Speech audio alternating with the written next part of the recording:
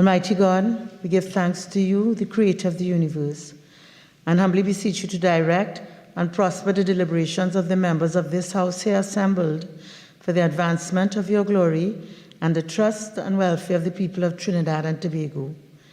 Grant that peace and happiness, truth and justice may be established among us for all generations. Amen, amen, namaste.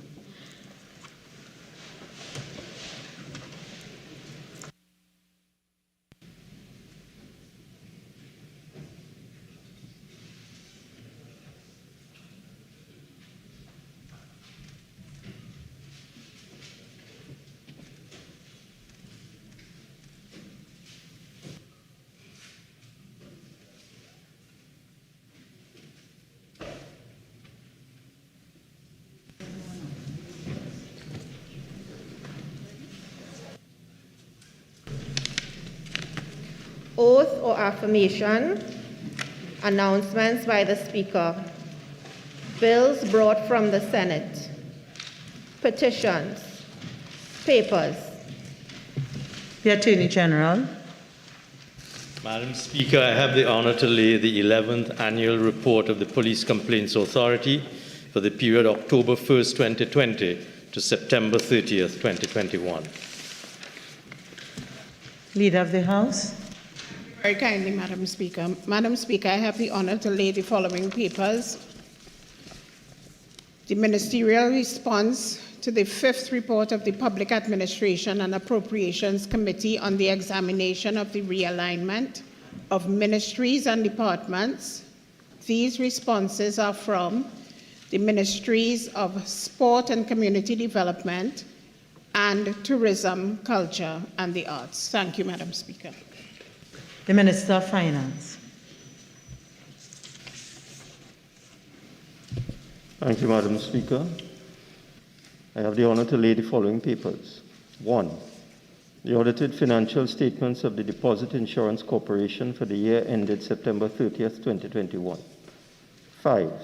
The draft estimates of expenditure for the financial year 2023. 6.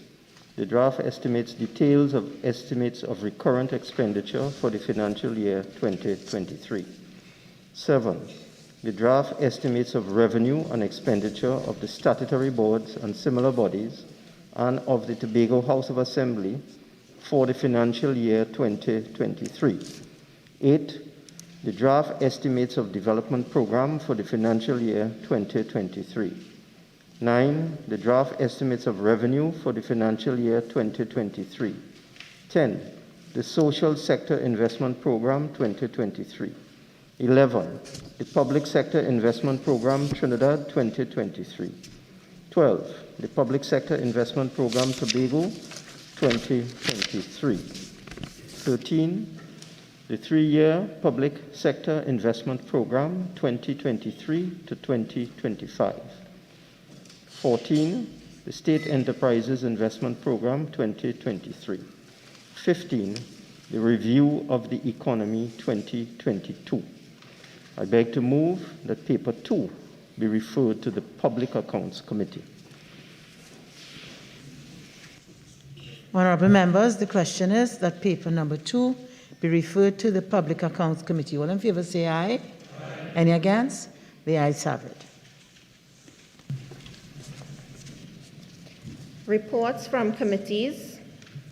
Prime Minister's questions. Urgent questions. Questions on notice. Requests for leave to move the adjournment of the House on definite matters of urgent public importance. Statements by ministers. Personal explanations. Introduction of bills. On the supplemental order paper, the Appropriation Financial Year 2023 Bill 2022 in the name of the Minister of Finance. Minister of Finance.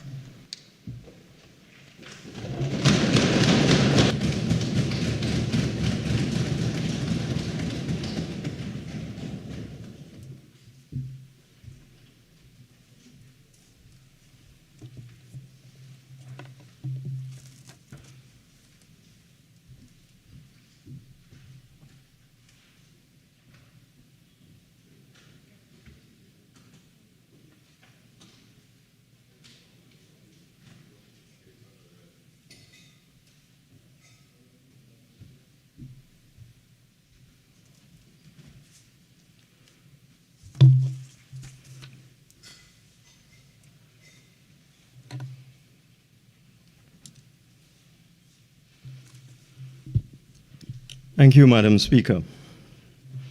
I beg to move that a bill entitled An Act to Provide for the Service of Trinidad and Tobago for the financial year ending on the 30th day of September 2023 be read a second time.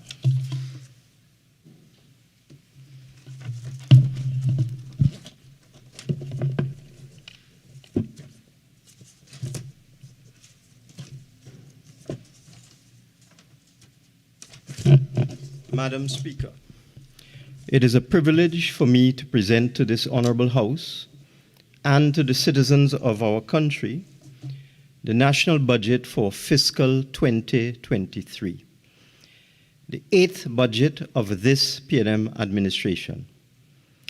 Let me state at the outset, Madam Speaker, that it is my intention to focus in this budget statement on matters of a fiscal nature and selected areas of government activity, in particular the productive sector.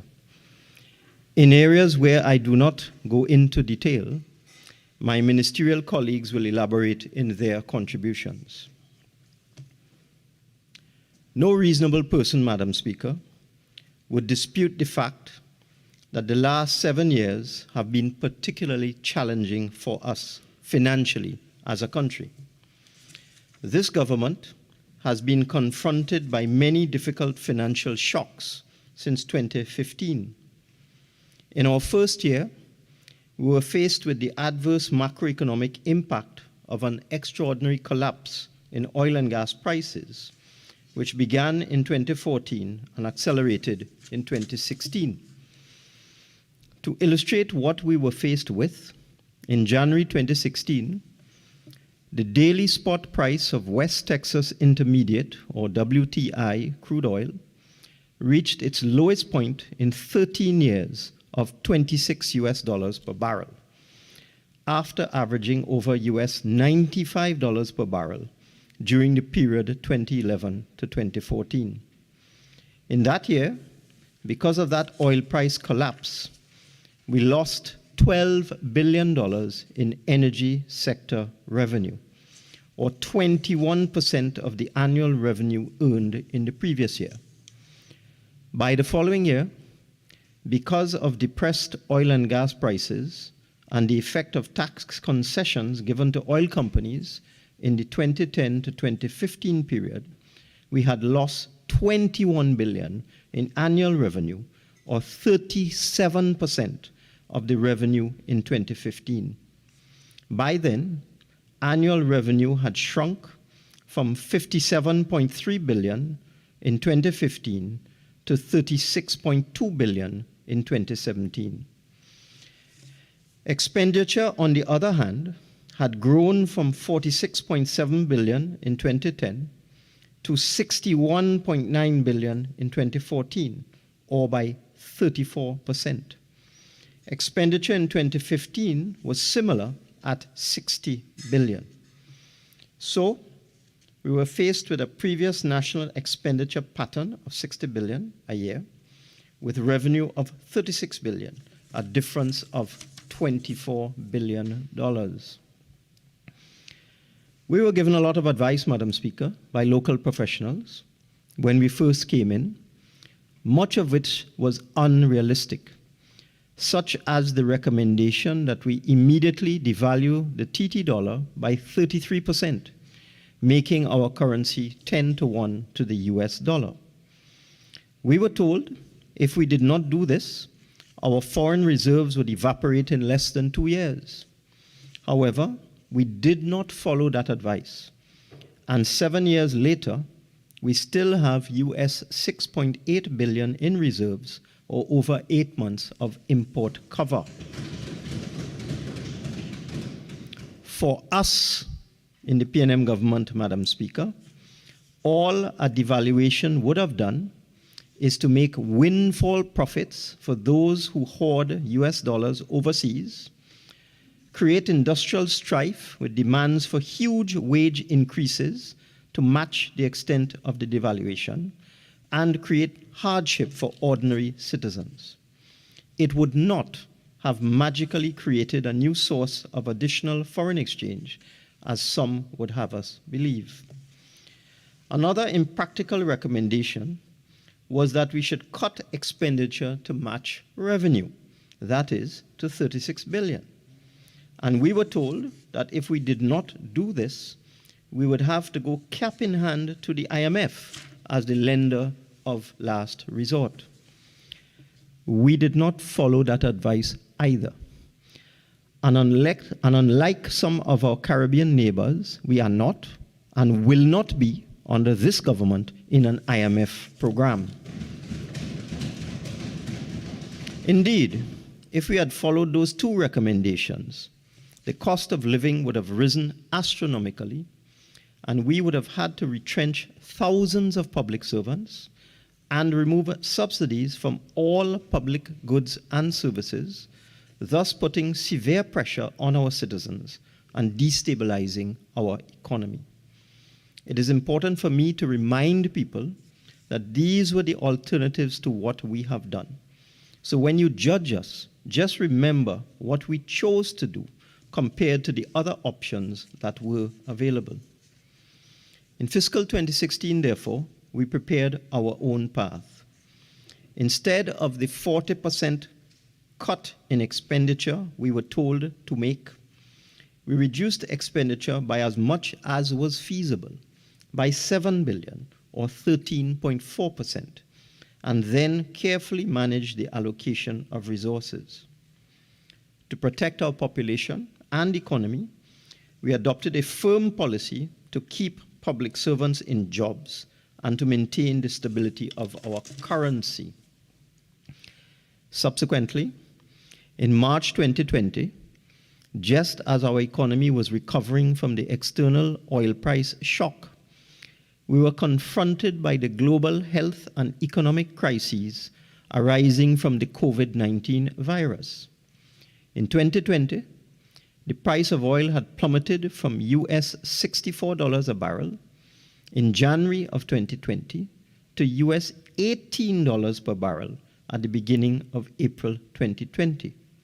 And then, on April the 20th, 2020, as governments around the world closed businesses and suspended air travel due to the COVID-19 pandemic, the price of the main US oil benchmark, WTI, fell from US $18 a barrel past zero to end the day at minus 37, the first time oil prices had ever turned negative.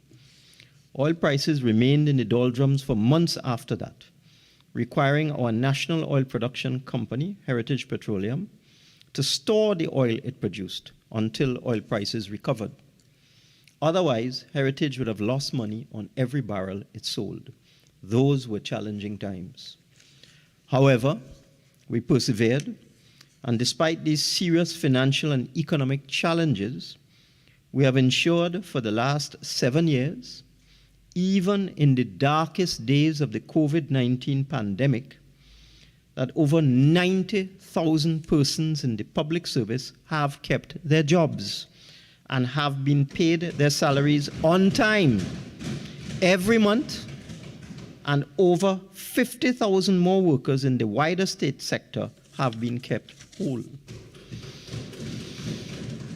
Madam Speaker, I wish to express my deep appreciation to all those who have invested their time and effort to share their ideas and views on the macroeconomic and social agenda required over the past 7 years, including for this 2023 budget. I value those representations, many of which have informed our budget policies over the years. Our 2023 budget is designed to build on our resilience and facilitate a broad-based revival of the economy. It will encompass all sectors and all segments of the economy. It will strengthen business continuity and growth and drive our digitization program while assisting the poor and vulnerable. We have been steadfast and resolute in adhering to the principles set out in our public policy agenda.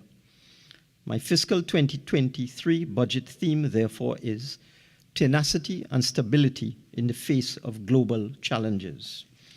At this time, I wish to acknowledge the outstanding performance of the staff at the Ministry of Finance. They have always risen to the challenges, including those posed by many external shocks to our economy.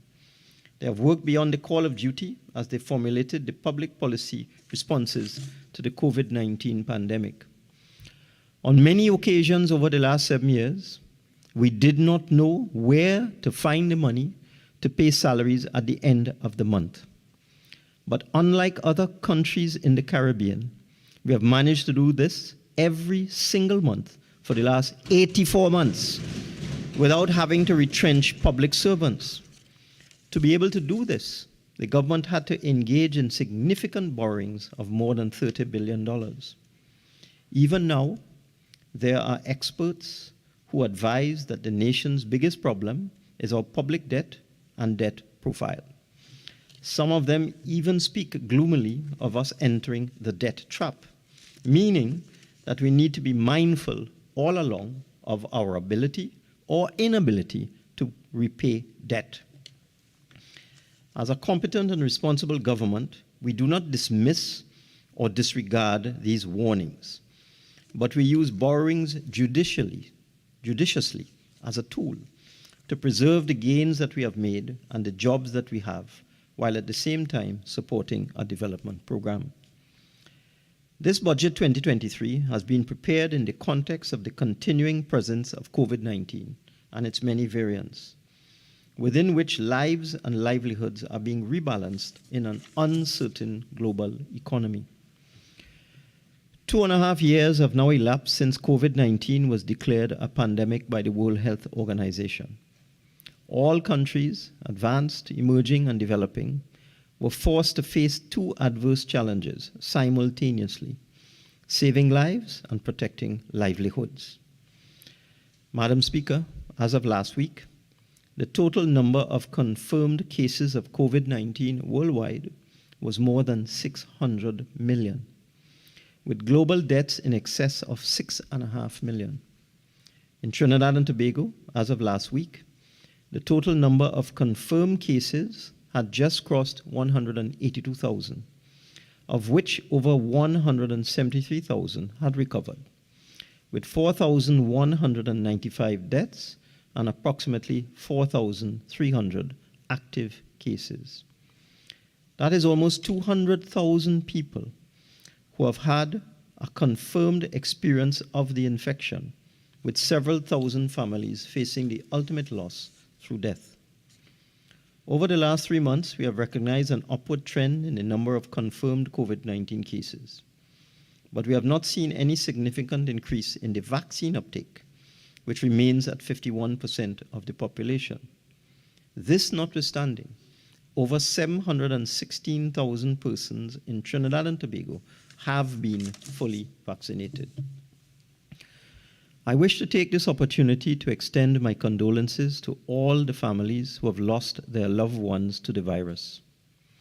I wish also to acknowledge the sacrifices of health sector workers whose call to public duty ensured that proper and adequate care was always given to all those who fell under their charge and responsibility, although they worked in direct contact with the virus.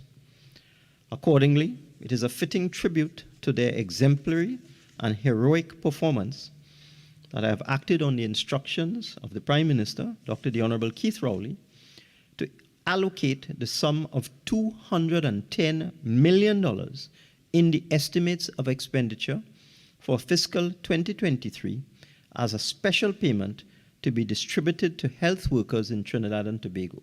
This will involve ex gratia payments to over 20,000 health workers. Madam Speaker, while highly transmissible, the latest subvariant of the virus is not leading to a drastic spike in hospitalizations and deaths. The good news, based on the science, is that the virus is evolving and losing its virulence, as predicted. Our citizens are now adjusting and learning to live with COVID-19, similar to other countries. Most COVID-19 restrictions and protocols have now been lifted, with a few remaining restrictions within the health sector, among others. As we adapt to the new environment, I wish to renew our call to citizens to continue to take the necessary precautions. Those vaccinated should access the boosters as required, and those unvaccinated, including those who have had infections, should also take immediate steps to become vaccinated. Increasing the fully vaccinated ratio above the current 51% is a collective responsibility and will greatly assist in securing a lasting recovery from COVID-19. On our part, the government will continue to make vaccines available at health centers throughout the country to all those who wish to get them. Madam Speaker, we recognized very early that the pandemic would seriously disrupt economic activity, with sharp declines in growth and the possible emergence of a financial crisis. We needed to act decisively. If we had not done so, the disruption in credit flows from the financial system would have left households and businesses in dire straits with associated production and labor losses. A package of fiscal stimulus programs supported by monetary accommodation was therefore quickly implemented, which enable us to protect the most vulnerable and to keep the economy running. This targeted support and the stabilization of the financial system served to mitigate the social impact of the crisis and laid the foundation for economic recovery. The 2022 budget statement gave details of our fiscal stimulus package, including social grants and business support measures. That statement also itemized the series of measures adopted by the central bank aimed at providing stability to the financial system and supporting the flow of credit to the economy, which achieved the desired result. There is thus no need for me to repeat those details in this statement. The COVID-19 relief and support measures we implemented from 2020 to 2022, combined with the phased and eventual resumption of business activity and the global economic recovery, paved the way for recovery in all economic sectors. Indeed, the economy, which had contracted sharply by 7.4% in 2020 because of COVID-19, stabilized in 2021 with a marginal contraction of 1%. In the first quarter of 2022, after the usual post-Christmas decline in consumption, and without a boost from full-scale carnival activities, there was nominal contraction in real terms of 0.1%. But the preliminary second quarter data is very encouraging, and our economy is projected to recover with real GDP growth of 2% for the full year. And within this growth, real progress is being observed in several non-energy areas of the economy, such as trade and repairs, food and beverages, information and communication, financial services, and real estate, among others. Specifically, we are seeing growth of 18% in food and beverages, 15% in transportation and storage, 9% in trade and repairs, and overall increases in accommodation and food services and the wider services sector. In addition, it is noteworthy that our nominal GDP has grown by 34% since 2020, from 142 billion in 2020 to an estimated 190 billion in 2022, which will have a very positive effect on our debt to GDP ratio and our per capita GDP. Our per capita GDP has increased from US 15,000 in September 2020 to US 19,500 in September 2022, and is now among the highest in the region. It is expected to reach US 20,000 by the end of 2022. And it should be noted that our per capita GDP is higher now than it was in 2015, 7 years ago. Our nominal GDP is the highest it has been since we became an independent country in 1962, 60 years ago. The adjusted general government debt to GDP ratio has decreased from 81% in 2020 to a projected 70% in 2022, now among the lowest in the region. I turn now to the global economy. Madam Speaker, notwithstanding the positive developments in the local economy, the recovery of the global economy in 2021 has been followed by negative developments in 2022, with the global economic outlook becoming increasingly uncertain. As stated by the Conference Board, a leading global business association, headwinds to global growth are expected to increase in the coming quarters. Global leading indicators point to weakening momentum, and global purchasing manager indices are sliding and nearing contractionary territory. Indeed, some analysts now expect mild recessions to occur in the US and Europe later in 2022 and into early 2023. A US recession may be induced by aggressive monetary policy tightening in response to elevated inflation, and a recession in Europe will reflect surging energy prices and rationing. China may escape recession, but is expected to experience weaker than usual growth in 2022 due to repeated lockdowns, a housing correction, and weakening external growth, and is expected to see only a modest recovery in 2023. The International Monetary Fund forecast for global growth is now 3.2% in 2022 and 2.9% in 2023, significantly less than the 6.1% in 2021. The consensus is that substantial risks to the global outlook remain. The war in Ukraine will continue to create instability in commodity markets, and inflation could prove much more difficult to reduce than originally thought. Tighter global financial conditions could induce debt distress in emerging markets and developing economies, and geopolitical tensions and fragmentation could impede global trade and cooperation. Consequently, Madam Speaker, we in Trinidad and Tobago need to continue to be careful, since a global recession will lead to lower oil and gas prices, which means reduced revenue for Trinidad and Tobago, and will cause instability in financial markets, resulting in losses in equity holdings. Just the mere talk of a possible recession or a strong US dollar can cause oil prices to tumble, as we have seen within the last few days. In the same way that talk of war, economic growth, or supply disruptions cause immediate spikes in oil prices. Turning now to the domestic economy.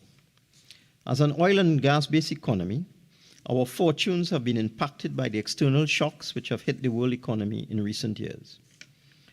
While there can be no dispute that we must diversify, and we are doing so, as evidenced by the fact that the non-oil sector now contributes over 50% of our GDP, it is a fallacy for people to insist that we should not focus on enhancing and strengthening our oil, gas, and petrochemical sectors. Those who say that we should abandon oil and gas are not living in the real world, since this has been the mainstay of our economy for the last 50 years and will be a cornerstone of our economy for years to come. Our economic development plans must take care of both the oil and non-oil sectors, therefore. And to maintain our revenue and growth, we must make every effort to boost oil and gas production in the short to medium term.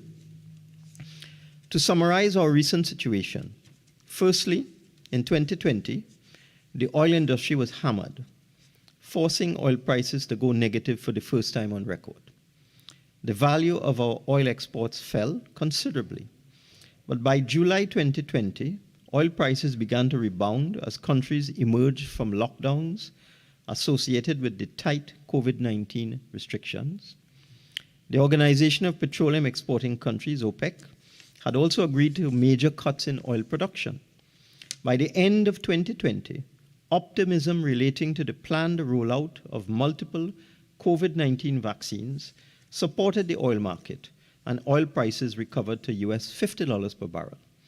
This low price, however, was insufficient to support our $50 billion annual expenditure at the time without significant deficit financing.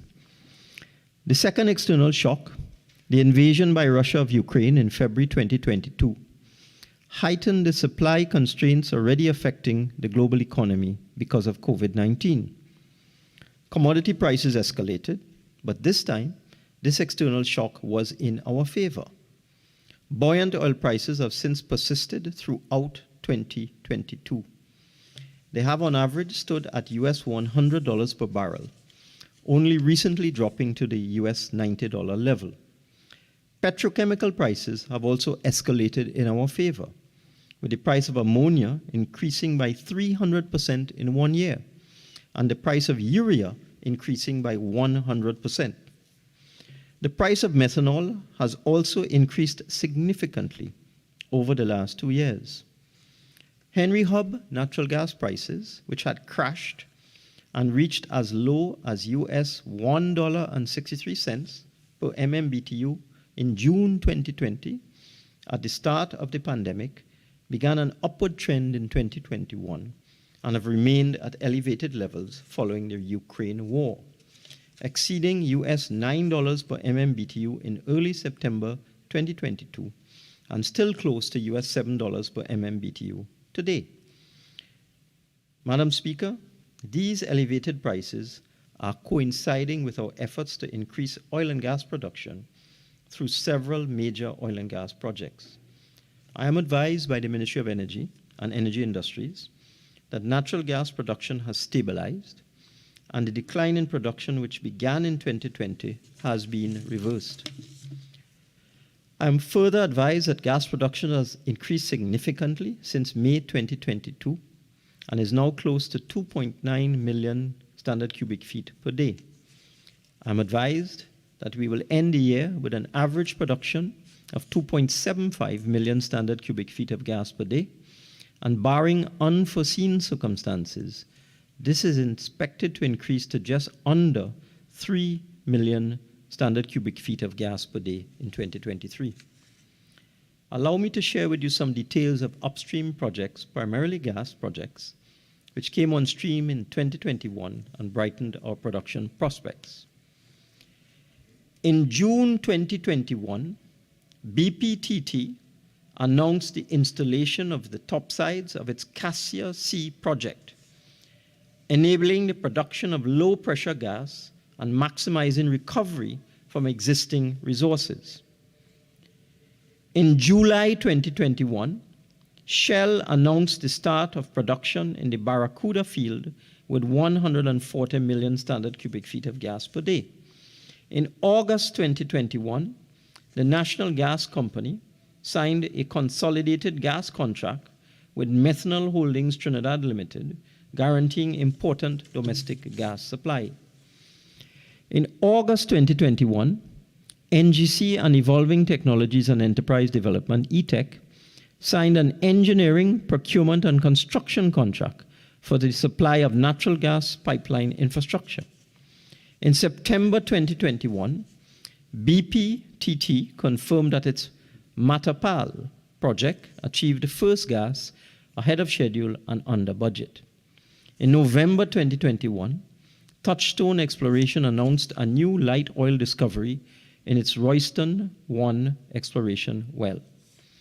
In November 2021, Shell and the government signed a 25-year production sharing contract to develop and produce natural gas from the Manatee field, with expected production to begin in 2025 with 350 million standard cubic feet per day and a peak of 700 million standard cubic feet per day. And in December 2021, Touchstone Exploration announced significant oil discoveries at its onshore Royston 1 exploration well. For 2022 and beyond, the story is also quite promising. Shell achieved the first output from its Colibri project in early 2022, the Casra field, Block 22, at the end of March, and the Orchid field, NCMA4, in April. Peak production rates are approximately 250 million standard cubic feet per day. De Novo, with an investment of US $46 million, commenced production in its Zanduli field in July 2022. Touchstone, with an investment of US $85 million, anticipates first output from the Coho and Cascadura fields in the Ottawa block before the end of 2022. Development of the Royston field is now expected online by 2023. In addition, the company has further plans to drill 3 exploration wells in the Ottawa block. BPTT expects to achieve maximum output rates from its Matapal project by 2023, after production came online ahead of schedule in September 2021. The company's Cassia Sea compression facility, which is anticipated to increase the volume of recoverable natural gas reserves from the Cannonball, Immortel, Mango, Serret, and Angeline fields, is expected online in the latter part of 2022.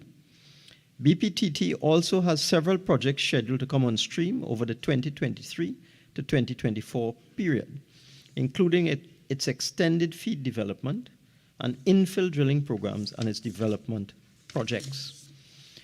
In addition, Madam Speaker, very importantly, BPTT has just publicly confirmed that it will be proceeding with the development of its CIPRA Offshore Gas Project, which will be BPTT's third subsea development. It will include 7 wells and subsea trees tied back into BP's Juniper platform. Drilling is expected to commence in 2023, with gas coming on stream in 2025. It is expected to deliver 250 to 300 million standard cubic feet of gas per day. This decision, which followed the recent meetings of Prime Minister Dr. Keith Rowley, BP CEO Bernard Looney, and incoming president for BPTT, David Campbell, in London, where they discussed accelerating the sanction for this project, is a very positive development with far-reaching consequences for Trinidad and Tobago.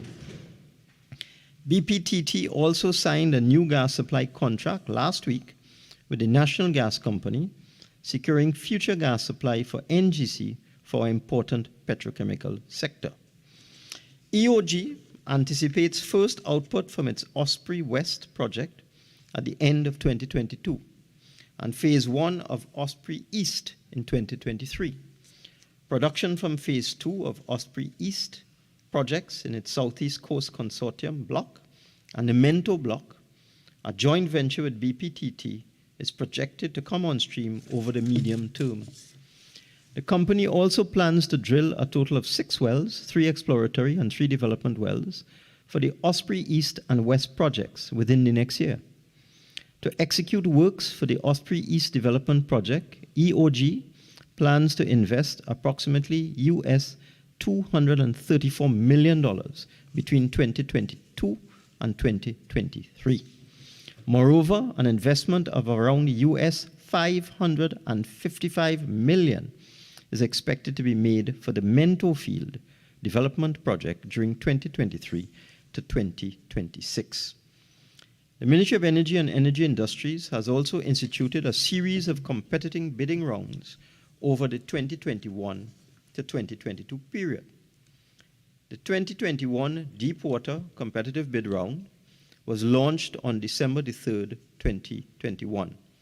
At the close of the bid round on June 2nd, 2022, 4 bids were received for blocks 23B, 25A, 25B, and 27 from a consortium comprising BP Exploration Operating Company and BG International Limited, which is a subsidiary of Shell. The 2022 onshore and nearshore competitive bid round followed the deepwater bid round. The round with 11 onshore and nearshore blocks was launched in July 2022 and will close in January 2023. The 2022 shallow water competitive bid round will be launched before the end of 2022. At least 20 open shallow water blocks are being considered for inclusion in this bid round.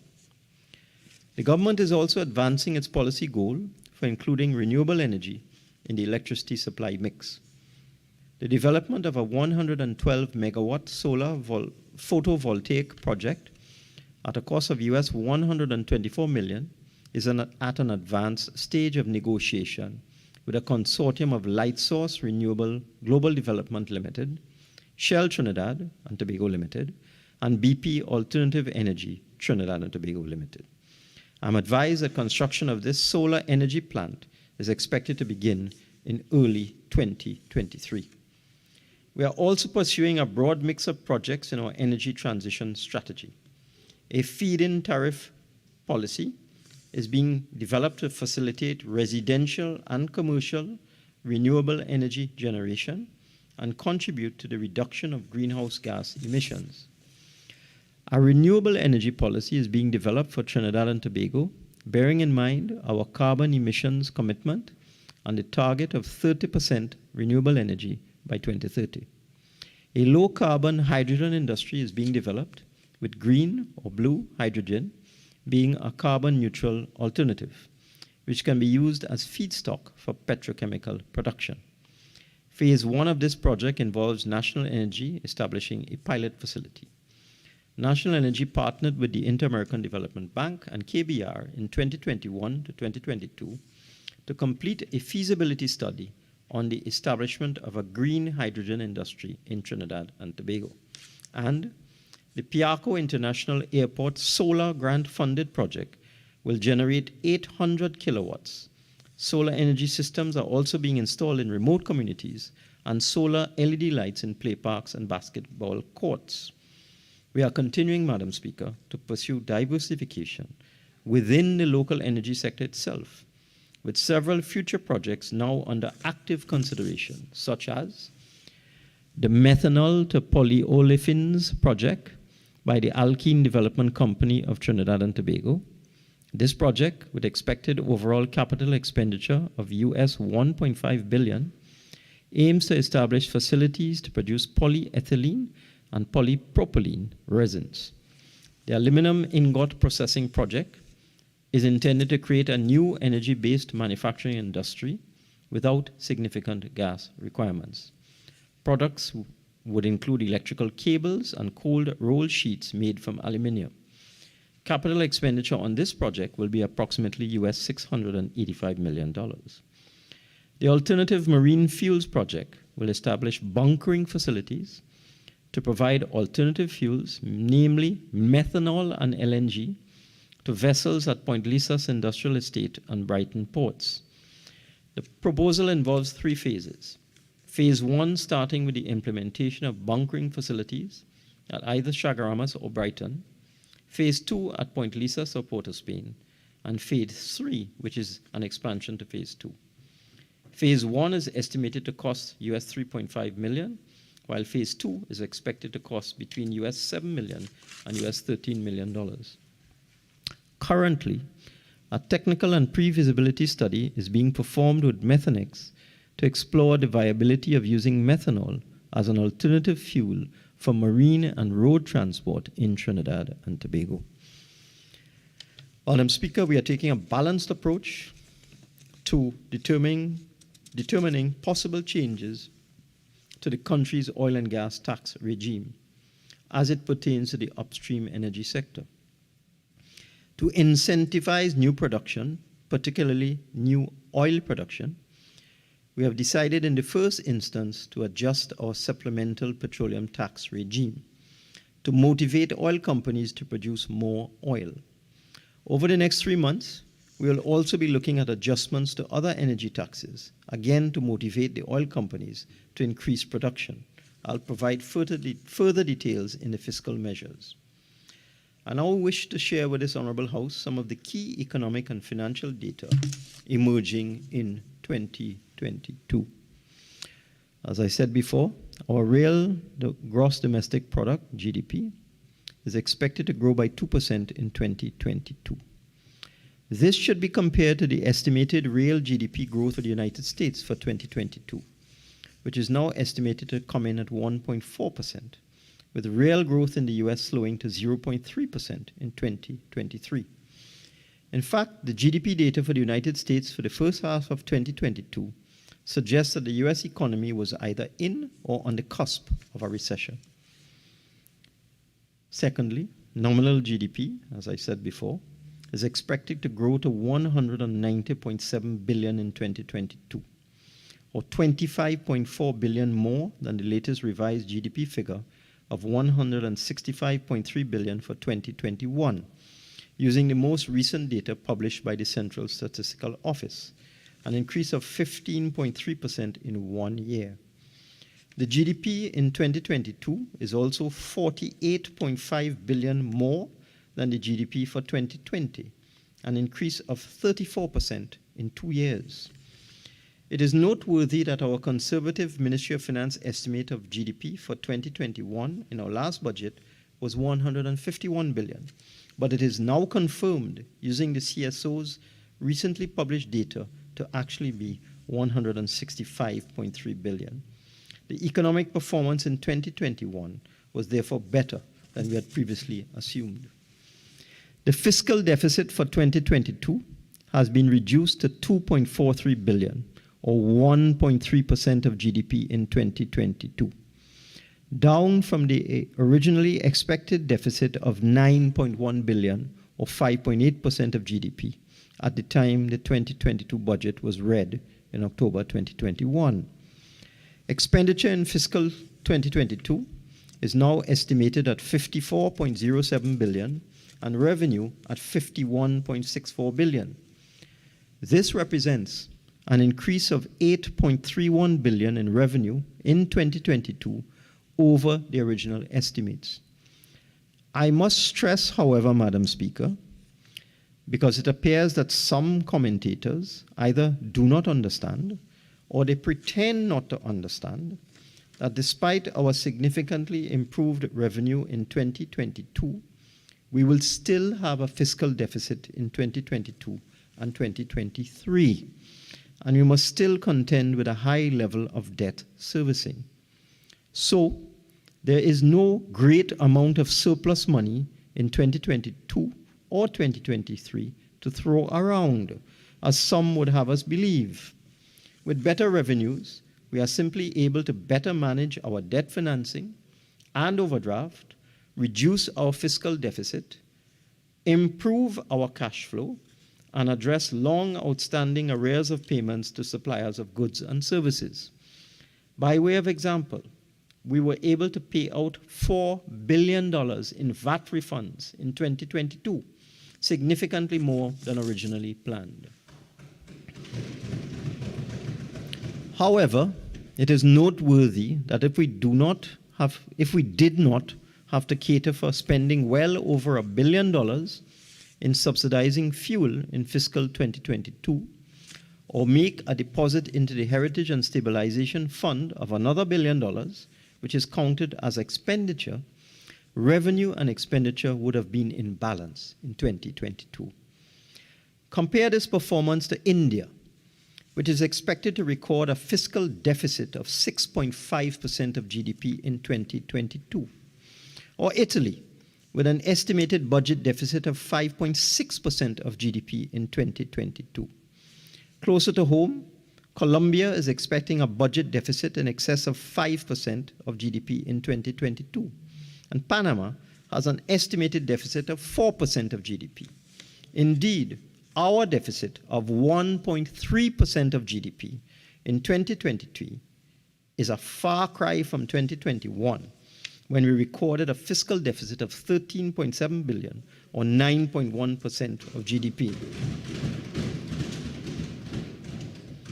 As a result of global events and the fact that much of our food and manufactured goods are imported, inflation, which was kept at bay during the pre-COVID years at the very low level of 1%, has been trending upwards to 4.7% in 2022. However, this rate is significantly below the rate of inflation of 9.8% in emerging and developing countries, the 8.6% inflation rate in the euro area, the 8.3% inflation rate in the United States, and the 9.8% inflation rate in the United Kingdom. And at a sub-regional level, as of June 2022, the economies of South America had an inflation rate of 8.8%. Inflation in Central America and Mexico was 7.5%, and the rest of the English-speaking Caribbean averaged 7.3%. Notably, the inflation rate in Barbados in July 2022 was 11.2%.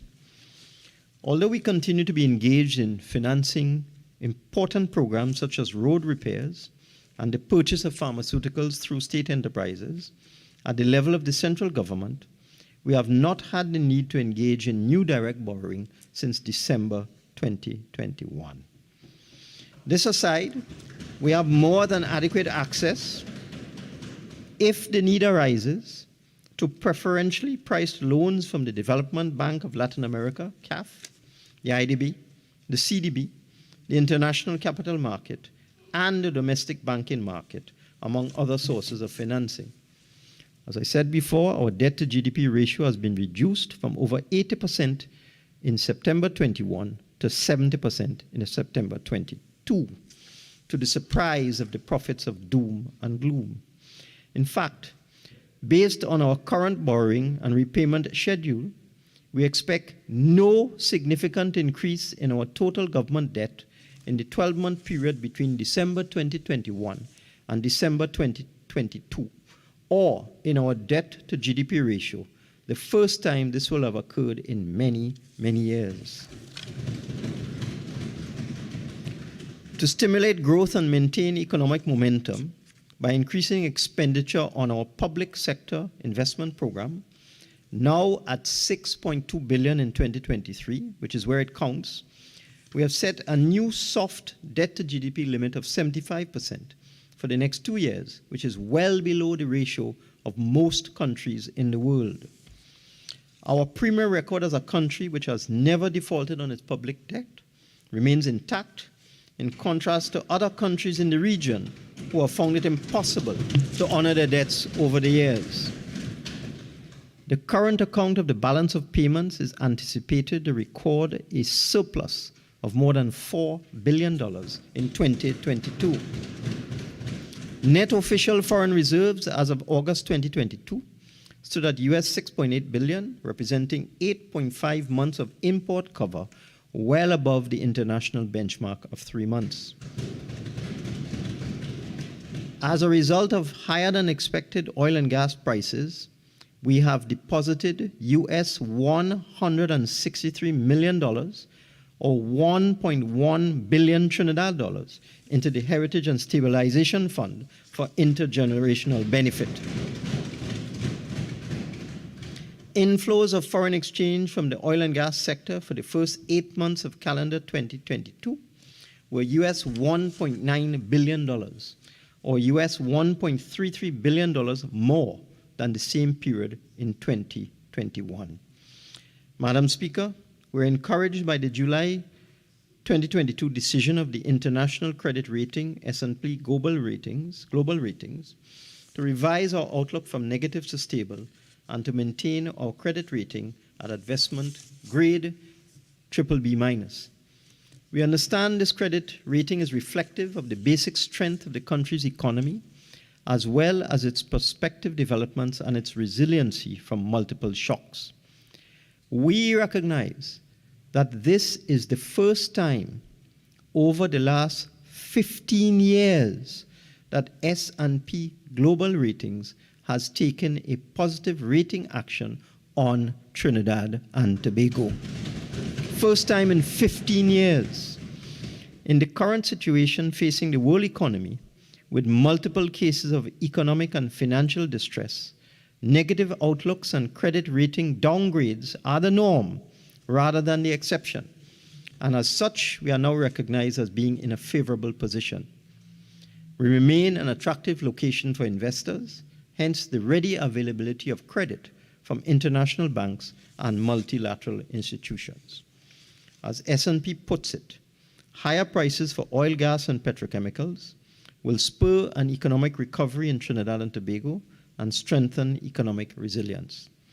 The recovery is expected to lead to strong government revenue growth and more rapid fiscal consolidation. The outlook on Trinidad and Tobago is revised to stable from negative, and its ratings are affirmed, including the BBB long-term sovereign credit rating on the country. The stable outlook reflects their expectations that high prices of key exports will more than offset the impact of lower than expected energy production, returning the economy to growth after 6 years of contraction and helping to stabilize debt to GDP metrics. Turn now to institutional building. Madam Speaker, building and strengthening a mix of institutions has always been a policy objective of all PNM administrations, given the importance of their impact on growth, development, and prosperity.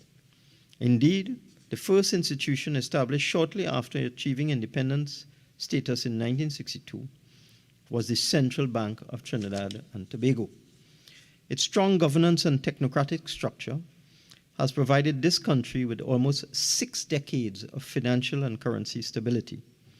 Thereafter, we established, among others, in 1981, the Trinidad and Tobago Stock Exchange, in 1982, the Trinidad and Tobago Unit Trust Corporation, and in 1995, the Trinidad and Tobago Securities and Exchange Commission. The trust and confidence of our citizens in these institutions has ensured increasing levels of savings and investments, which are important for our growth and development. We have now embarked on the formation of new public institutions, such as the Trinidad and Tobago Revenue Authority. After more than a decade of technical work and stakeholder consultations, the Trinidad and Tobago Revenue Authority, TTRA, was finally established with the passage of the Trinidad and Tobago Revenue Authority Act in 2021. The TTRA has begun to build out its governance structure following the partial proclamation of certain sections of the Act in March 2022. We appointed a strong board of management in June 2022, and we envisage that the TTRA will be operational in 2023. With an improved revenue administration, combining the operations of the Inland Revenue and the Customs and Excise Division. One of the board's priorities will be fulfillment of the legislative requirement to submit to the Minister of Finance within 6 months of appointment a strategic plan and operational plan for moving the TTRA forward. The board has engaged a strategic advisor and is working assiduously towards this objective. And I fully expect to have the strategic and operational plans in hand within the stipulated time frame. Once received and approved, the board will have a clear roadmap for effecting the long-awaited operationalization of the TTRA. Another key initiative of the board that is ongoing is the recruitment of a Director General who would lead the merged entity and be integral to the smooth transition to the TTRA. We expect that this key corporate officer will be selected by the end of 2022. The board is also working on establishing the information technology and communication systems that will form the operational platform for the authority, and is working with other state agencies to create the infrastructure and systems needed to maximize the collection of taxes in a fair manner for the benefit of the entire country. Further, in preparation for meeting the revenue collection standards of the TTRA, the Inland Revenue Division has been implementing several agreed-upon solutions to address the range of weaknesses identified in a Tax Administrative Diagnostic Tool Assessment, or TADAT, report undertaken by the International Monetary Fund some years ago. We are heartened to learn that the efficiency gains in tax collection driven by the TADAT-derived solutions could amount to additional revenue of at least 1% of GDP, or $2 billion in its first year of operation. The Gambling Control Commission. Madam Speaker, following the partial proclamation in June 2021 of sections of the Gambling, Gaming and Betting Control Act, we took steps to operationalize the Gambling Control Commission. We have appointed the Board of Commissioners who have begun their work to recruit staff, procure information technology to support compliance and tax collection, procure and outfit physical accommodation, design business processes, commence specialized training of staff, and develop their strategic plan. The Commission is also in the process of finalizing the draft regulations for the gaming and gambling industry to provide the required oversight and define the policy for the regulation of the gaming and betting sector. We will undertake relevant consultations and public sensitization on these regulations before enactment. Accordingly, revenue collection by the Gambling Control Commission is expected to commence in 2023. I now turn to the Trinidad and Tobago Mortgage Bank. Madam Speaker, we are far advanced on completing the technical work for the establishment of the Trinidad and Tobago Mortgage Bank. The protocols and legal requirements for merging the operations of the Trinidad and Tobago Mortgage Finance Company and the Home Mortgage Bank have been finalized by the boards of the National Insurance Board, the majority owner of the two institutions being merged. We envisage by early 2023 the full operationalization of the Trinidad and Tobago Mortgage Bank, which is expected to be a much more efficient and streamlined organization with improved financial strength, better equipped to assist the delivery of affordable houses by the Housing Development Corporation. We expect to have the new mortgage bank operational in 2023 with an enhanced presence in the capital market, appropriately branded for eliciting public trust and confidence in its dual functions of mobilizing resources and channeling those resources into mortgage portfolios. This merger will remove inefficiencies in mortgage financing and create a sustainable flow of finance to support the low to middle income housing market. I now turn to the Special Economic Zones Authority. Madam Speaker, in February 2022, we established the Trinidad and Tobago Special Economic Zones Authority, TTSEZA. In the process, we dissolved the Trinidad and Tobago Free Zones Company, which was a condition precedent for achieving compliance with the requirements of the OECD, Global Forum, and EU. The new agency will seek to establish an attractive and competitive framework in the country through reviewing and assessing the performance of all special economic zones, formulating standards and prescribing codes of practice to be observed by operators in these zones, thus facilitating an enabling environment in designated areas. The newly appointed Board of Directors is now developing the organizational structure of the TTSEZA, as well as the regulations which would underpin its operations. It is expected to be fully operational in 2023. The Trinidad and Tobago Trade and Investment Promotion Agency. Madam Speaker, we are advancing the modernization of our institutional arrangements for promoting exports and investments. To this end, we are in the process of establishing a single trade and investment promotion entity, the Trinidad and Tobago Trade and Investment Promotion Agency, TTIPA. To avoid duplication of efforts and to focus on a targeted approach to trade and investment promotion, the new entity is based on a merger of a number of other agencies, Export TT, Invest TT, Creative TT, and elements of the Trinidad and Tobago Coalition of Service Industries, TTCSI. The recently appointed Board of Directors is spearheading the work to operationalize this agency with a mandate to develop a diversified, resilient, and sustainable economy through the international promotion of Trinidad and Tobago. To that end, I expect the TTTIPA, Investment Promotion Agency, to be operational in early 2023 and to take steps immediately to enable Trinidad and Tobago to become a premier destination for non-energy business and investment and create a competitive non-energy export sector with high foreign exchange earning capabilities. We have ensured that this new agency will be properly funded in 2023, especially in the area of export promotion and overseas market penetration. I turn now to the Phoenix Park Industrial Estate. Madam Speaker, the Involving Technologies and Enterprise Development Company, Ict, has been advancing the development of the Phoenix Park Industrial Estate with financing in the sum of $690 million from the China Export-Import Bank and counterpart funds. Upon completion in early 2023, 78 lots with all required infrastructure and services, as well as 5 modern factory shells, will be leased by Ict to investors and businesses with a focus on the non-energy sector.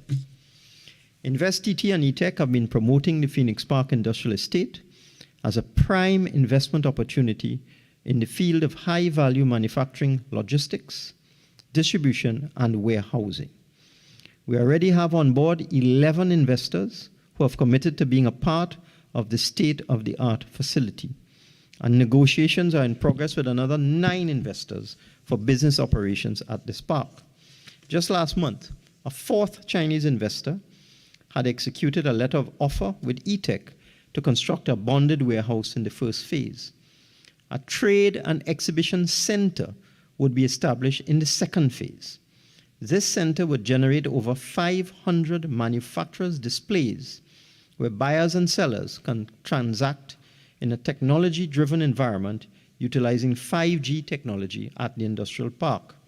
When fully operational, we expect the Phoenix Park Industrial Estate to generate approximately 4,500 jobs. I move now to property tax. We are on track, Madam Speaker, to commence collection of property tax in fiscal 2023. The legal structure is already in place, but we intend to make some simple amendments before the end of the year to the Valuation of Land Act to tighten and clarify the procedures for the gathering and processing of information and the valuation of properties. Let me share with you some aspects of the work in progress. Upon population revaluation rules, the Board of Inland Revenue will commence the assessment and collection of property tax, starting with residential properties, using the formula in the Property Tax Act. You should note, Madam Speaker, that as part of our local government reform exercise, these residential property taxes are allocated by law for use by the 14 local government corporations for the development and maintenance of their respective regions. After residential properties, the assessment of commercial, industrial, and agricultural properties will follow. The first valuation roll, when fully completed, should contain an estimated 400,000 residential properties. However, collection of taxes will commence when the threshold of valuation of 50% of residential properties, or 200,000, is achieved. To facilitate the completion of this first valuation roll, among others, the Commission of Valuations published on September 6, 2021, a notice for mandatory submission of returns by property owners or occupiers or agents to obtain the required property data pursuant to Section 29 of the Valuation of Land Act. On February 28, 2022, the Commission of Valuations concluded her request for submission of returns of property after having implemented a number of enabling activities, such as the official launch of a website for online submission of returns, publication of a notice in the local newspapers informing property owners of the need to submit returns with accompanying documents, and physical distribution to 408,453 property owners or occupiers of returns via direct delivery through TT Post. By August 2022, the Valuation Division had received 325,296 returns of property data.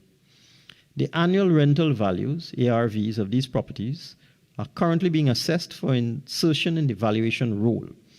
Within these 325,296 returns, the division has in its possession information on over 200,000 residential properties and is moving to complete the valuation of same in the first instance. The Valuation Tribunal is being finalized as required by the Valuation of Land Act to handle disputes over the valuation of properties and will be in place when the first valuation roll is completed. Members of the tribunal have been appointed with the recruitment of the chairman in progress. I turn now to local government reform. Madam Speaker, the process of local government reform under this PNM administration represents a very important change in the way people's needs in local communities will be addressed, and in essence, a paradigm shift. It has been on the political agenda for over 30 years, and its time has come. We envisage that local government bodies in the proposed new system will be highly accountable and responsive organizations grounded in the business, environmental, cultural, educational, and social fabric of their communities. We are firm in our belief that local government should be given more rather than less responsibility and authority. And as such, a platform for meaningful reform of local government has been formulated with the objective of creating a modern, efficient, properly resourced, and proactive local government system. Indeed, the present reform agenda has been on the cards since August 2016, when Cabinet under this administration approved the draft policy on local government reform. Since that time, there has been extensive consultation and discussion on the proposed new system. Following this, the required legislation, the Miscellaneous Provisions Local Government Reform Bill, was examined and reviewed by Parliament and passed in both houses in June of 2022. The government is now ready to move forward with the program of reform and to start the process of building out the required new systems, practices, and procedures, and creating the required improved capacity and enhanced capability in local government corporations. In particular, Madam Speaker, as mentioned before, the ongoing valuation of properties exercise being conducted by the Valuations Division of the Ministry of Finance is specifically designed to address the problem of inadequate funding for the maintenance and development of infrastructure in local government districts by reserving and allocating residential property taxes for the exclusive use of local government bodies, thus providing them with a reliable and regular dedicated stream of income. Move on now to statistics. Madam Speaker, household budget surveys are a critical link in the statistical infrastructure. It is the only trueable, reliable source of household income and expenditure data, which when combined with other information produces a rich source of socioeconomic data, an important and critical ingredient in our economic and social policy analyses and development planning. This undertaking will become a central and strategic component in the work program of the proposed National Statistical Institute. The government intends to bring the National Statistical Institute of Trinidad and Tobago bill before the Parliament for a vote at the earliest opportunity. It requires a 3/5 majority be enacted into law, and we hope that members of the opposition will review their approach to this critical matter and find it within their duty to support this key piece of legislation in order to have the country establish this very important institution in the shortest possible time. Madam Speaker, the next household budget survey is scheduled to take place before the end of 2022. For the first time, the household budget survey will be combined with the survey of living conditions. Both surveys are being merged to yield better quality expenditure data, while also providing detailed information on health, education, labor, and other characteristics of living conditions. And Madam Speaker, a national population census is also planned for 2023.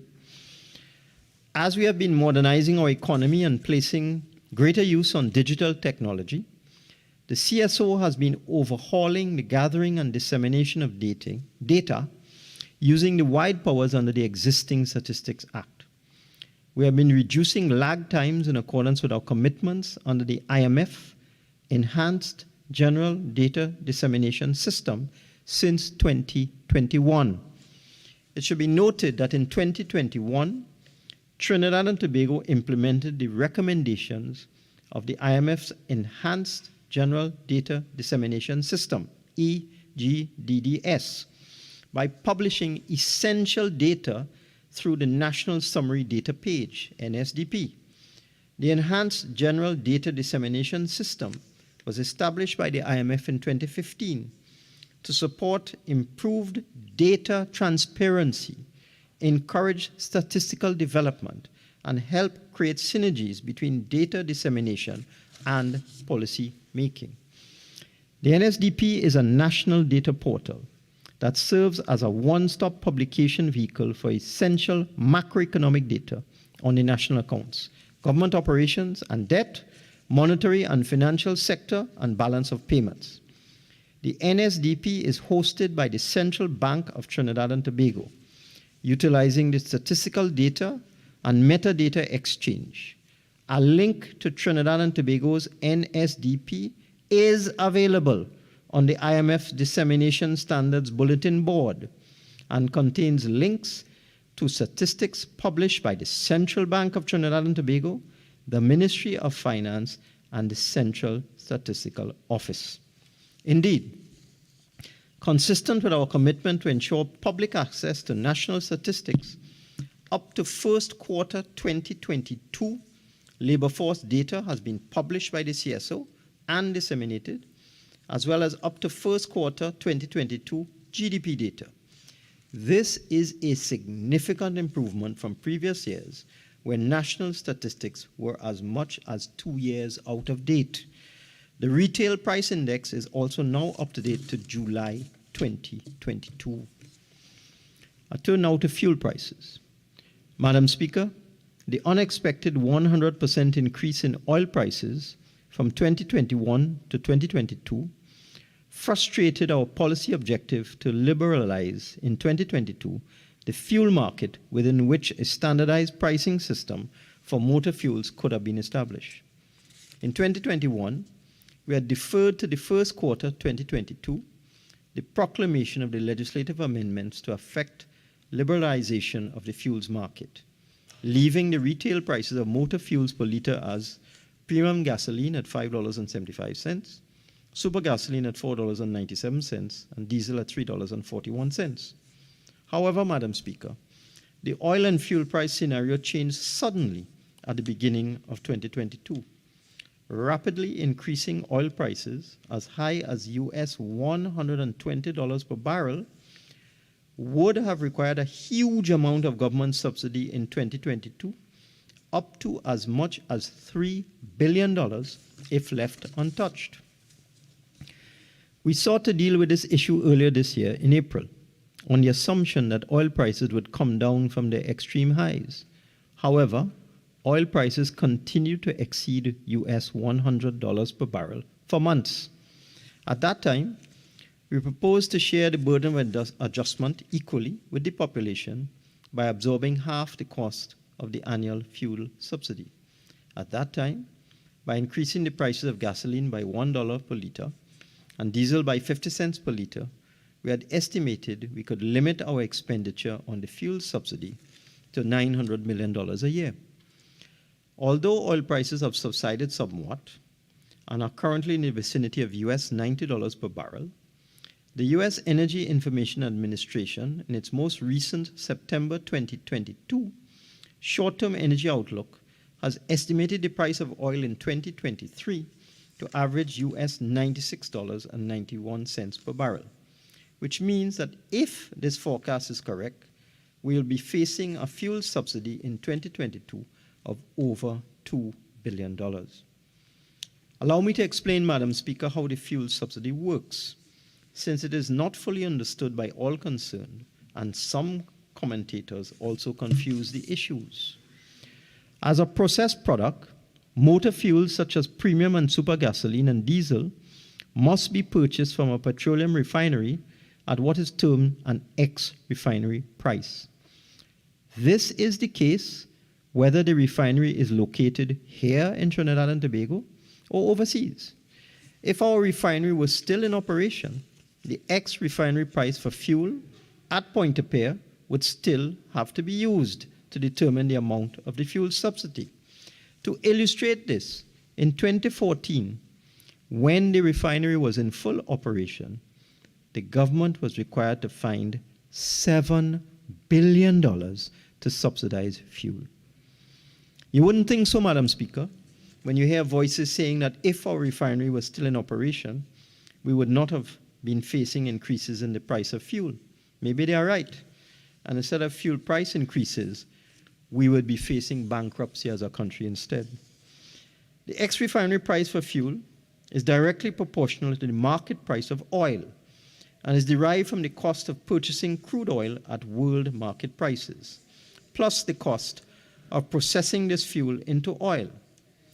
To this price must be added the cost of shipping, handling, storage, marketing, transport, and distribution to get the retail price of fuel at gas stations.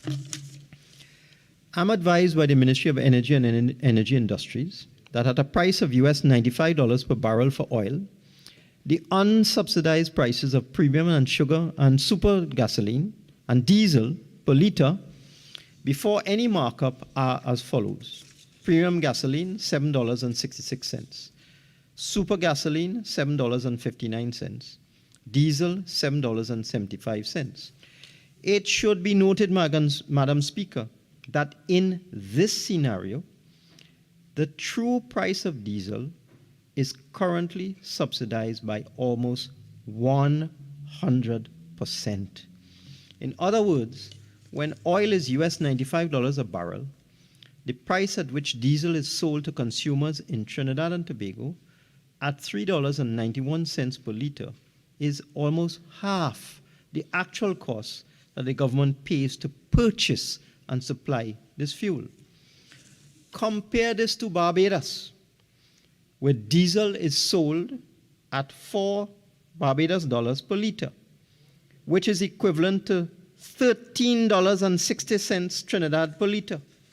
This is over 3 times the price for diesel in Trinidad and Tobago, and gasoline is sold at even higher prices there. In fact, unlike Trinidad and Tobago, fuel is a revenue earner in Barbados because the Barbados government imposes taxes on gasoline and diesel in that country.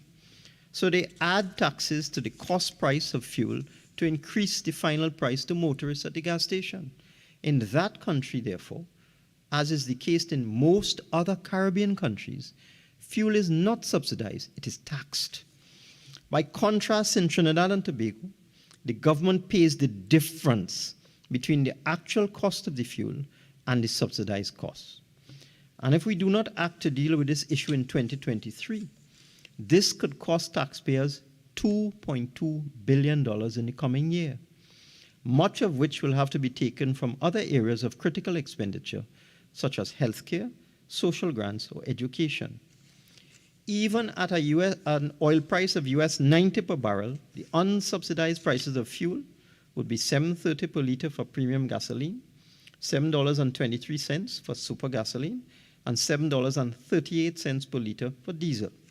And at that oil price, the cost to government, if the current prices are left unchanged, would be $1.9 billion. We are firm in our view that this level of expenditure on fuel is not productive and that taxpayers' money could be better spent elsewhere. We believe, therefore, that it is only reasonable that the money spent on subsidizing fuel is capped at $1 billion per year.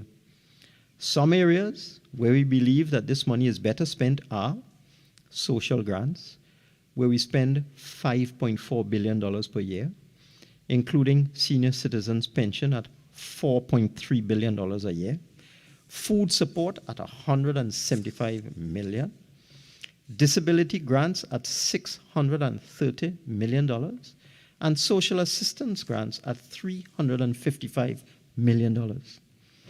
Water supply, which costs us over $2 billion a year to subsidize.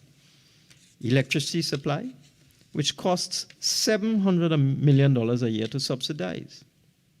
Because TNTEC has not been meeting its payment obligations to the NGC for the gas used to generate electricity, which we must purchase at market prices from oil companies like BP/TT.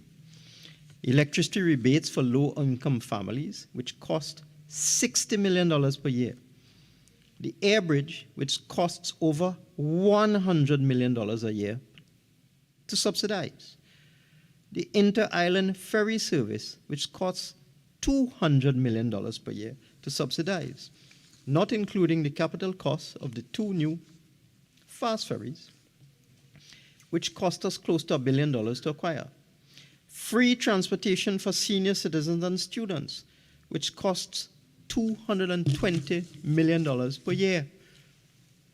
Free tertiary education gate, which costs $400 million per year.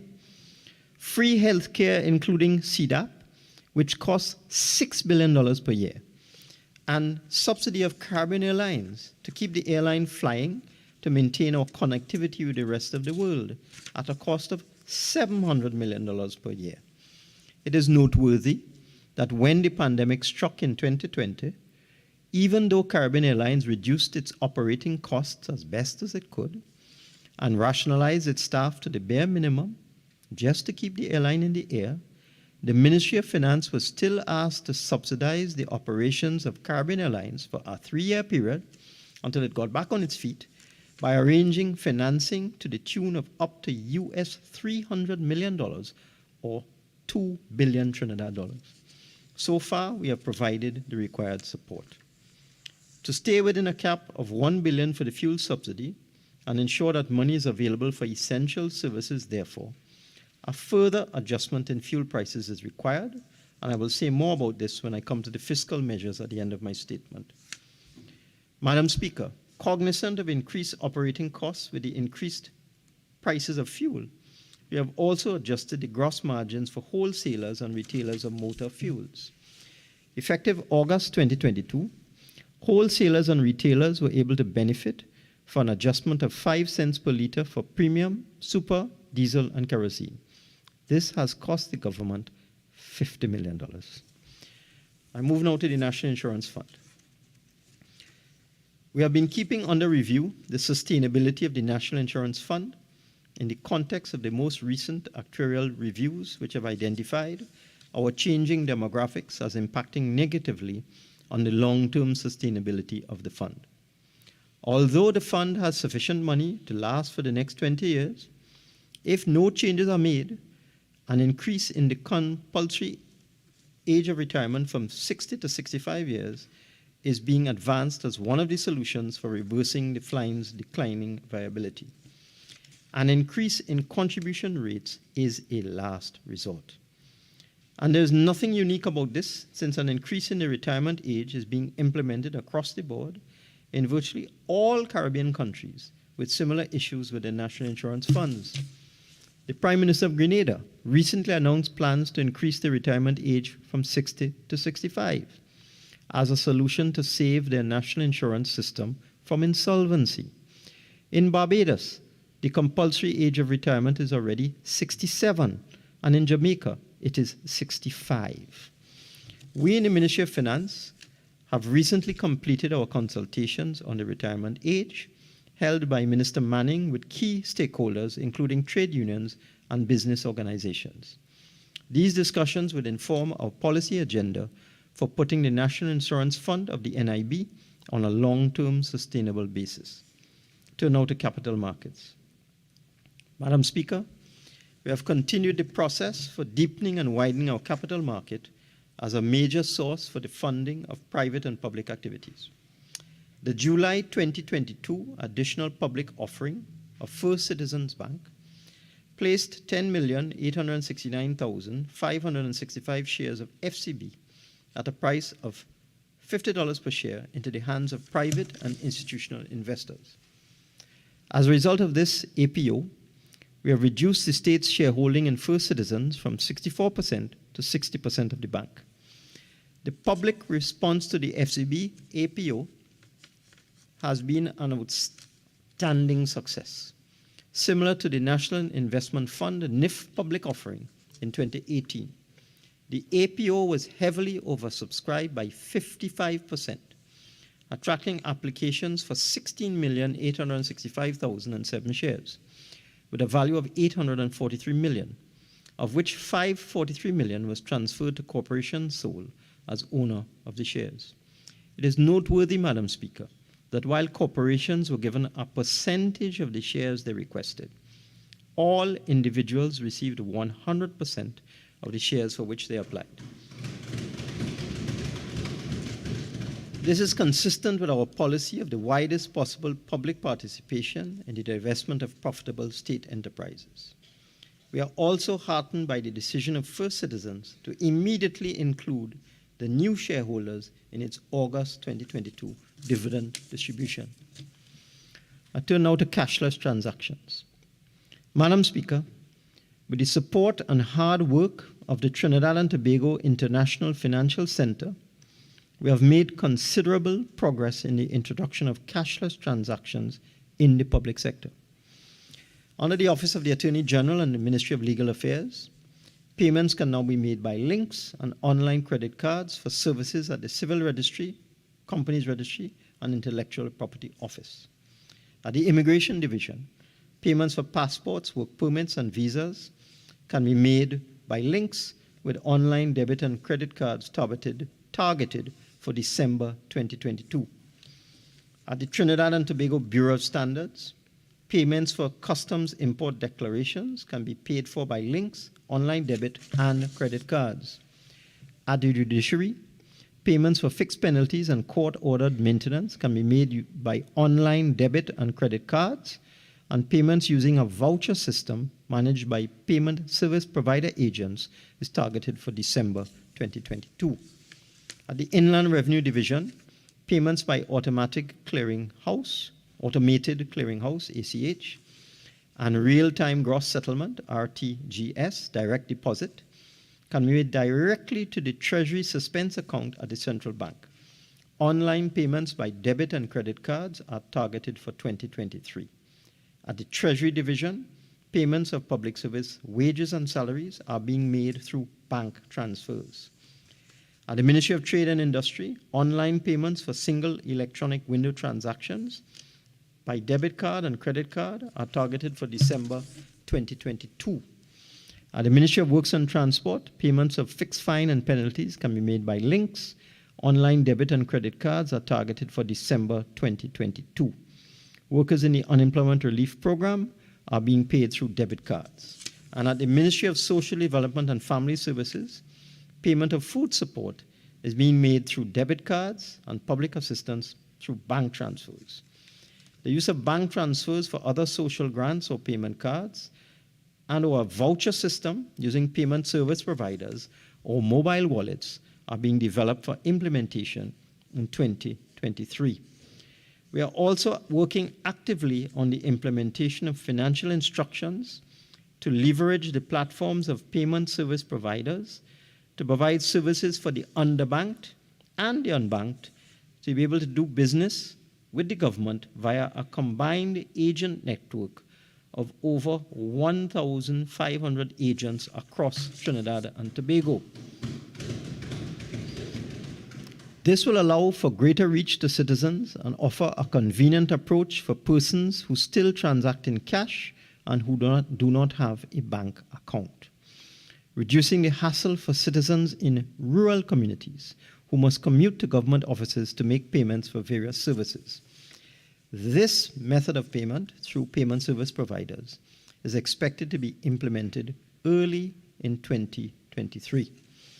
To facilitate the business community, the Ministry of Trade and Industry's single electronic window is also being updated to offer online payment options to provide a seamless experience to over 300,000 annual transactions for a wide range of services, including import-export licenses, various health and agriculture certificates and permits, and business-related services such as company registration and incorporation.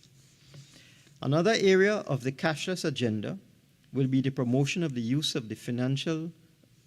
financial technology, also known as fintech.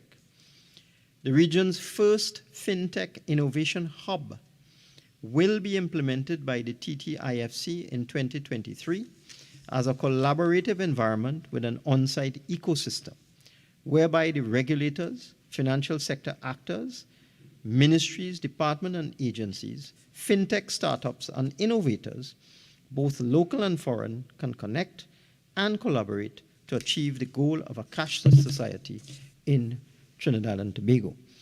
I'm pleased to announce, Madam Speaker, that in furtherance of the cashless agenda, the Central Bank in September 2022 registered Paywise Limited as Trinidad and Tobago's first e-money issuer. This new e-money issuer will provide more access to financial services to the unbanked and underbanked citizens across the country. And I anticipate an increased number of approvals of additional e-money issuers in the following months, in the context of our robust ICT infrastructure, the abundance of skill sets across technology, finance, and the digital world, as well as the proximity to their clients in the Americas. The TTIFC has already been receiving interest from other international financial technology firms, such as Valenta International, MasterCard, Visa, and many others, in terms of facilitating our drive to create a fintech-enabled ecosystem. We are also seeking to identify the payment needs of our citizens through the conduct by the TTIFC of the country's first national financial inclusion survey, intended to identify barriers impacting financially underserved adults. I move now to digital transformation. Madam Speaker, technology affects almost every aspect of our 21st century life, from transport efficiency to food and healthcare, as well as productivity. The internet has enabled ideas and resources to be shared. We have identified in our post-pandemic revitalization programs the emergence of a digital society as our foremost priority. Our digital policy is citizen-centric, and in all our activities, we must ensure that no one is left behind. The policy also focuses on a digital economy, given the critical role of the ICT sector for our future prosperity. We are also focusing on digital government. I gave some examples just now about cashless transactions within government, which would improve the delivery of services to our citizens, while at the same time reducing the cost of those services to the state. Some of the key initiatives to drive our digital transformation agenda include the Developers Hub, which will create an ecosystem which will grow our domestic developers community through partnerships between the government and small emerging local software developers and entrepreneurs. The hub will facilitate the development of considerable expertise in creating software solutions for the public sector, where there is substantial opportunity for regional and international support. It will be the center for collaboration and the crafting of such software for beneficial use by our citizens, residents, visitors, and public officers to meet their general needs. The hub will focus on open source and open standard solutions to build mobile and web-based applications for the delivery of e-services. We expect an increasing contribution of the ICT sector to GDP from the current level of 3.2% as we market a brand made by Trinidad and Tobago for Trinidad and Tobago and the world. We are providing significant support for this initiative, an online training platform for skills development and expansion for all members, and cloud-based software development and sandboxes. The National E-Identity and Interoperability Solutions will enable government ministries, departments, and agencies to collaborate on improving delivery and personalization of services to citizens. These solutions will result in easier integrated access to government services across ministries using a single point of entry, such as their phone or tablet, or even from a community access center. Connected communities will bring together industry and community stakeholders in government, the private sector, and civil society to develop technology solutions which will benefit all aspects of economic and community life in selected communities. We have already launched in March 2022 a pilot project in Arima, which would commence with the establishment of smart poles to facilitate Wi-Fi connectivity and device charging within the borough. The Community ICT Access Program was expanded during 2022 from the original 6 public access centers to 32 centers. We are well underway to achieving our target of 100 public access ICT centers. In terms of ICT infrastructure, the government data center and government cloud will house government data on island so that information and services would continue to be available to citizens should we be cut off from the outside world in the future. The Open Data Initiative allows for the availability and sharing of reliable data and caters to the digitalization of systems and business processes of ministries, departments, and agencies, which will create the enabling environments in which digital transformation can occur. Madam Speaker, the recently launched Parlor, P-A-R-L-O-U-R, e-commerce platform is providing local and regional artisans and makers of craft with a larger market for their products using technology into its operations, a process which is already globally utilized by craft-based businesses. Designed and developed by TSTT, the online platform will be used for the buying and selling of local and regional products. The platform is more efficient and more responsive to customers, and the goal is for TSTT to partner with 100,000 sellers and enable them to attract consumers towards their products. TSTT is now putting in place a digital payment e-money solution, which will provide users of Parlor with simple, safe, and affordable ways to complete transactions and penetrate the global market. I now turn to public sector wage negotiations. Madam Speaker, central to the efficient functioning of the public service is the establishment of a fair and equitable compensation system for our public sector employees. But the approach to achieving this objective must be careful and consistent with the known availability of resources. No responsible government can contemplate bankrupting the entire country simply to appease a portion of the labor force. We are firm in our view that our current offer of 4% over the period 2014 to 2019 for the mainstream public service, although it will be a challenge to raise the required funds, is practical and equitable. One trade union has already accepted our offer, and we hope that others will soon follow suit. It must be emphasized that the additional annual recurrent cost of our offer is approximately $500 million.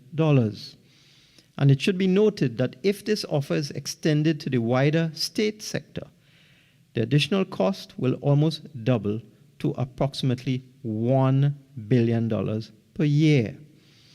The back pay that will accrue to June 2023 from our offer for just the mainstream public service is $2.4 billion. This will increase to $4.6 billion when the entire state sector is included. As difficult as these amounts will be to accommodate, we will find the money and make the required payments promptly. But any more than this will wreck the economy, not just for the same public servants, but for everyone else. By way of example, the counter offer made by the Public Services Association is unsustainable. The PSA has countered our offer of 4% with a demand for 19% increase in salaries for the 3-year period 2014 to 2016, which is only 1/2 of the period of our offer. If accepted, this would cost $15.8 billion in arrears up to June 2023. The additional annual recurrent cost would be $1.8 billion. If the PSA offer was extended to the wider state sector, $30.3 billion in back pay would be required up to June 2023. The additional annual recurrent cost would be $3.4 billion.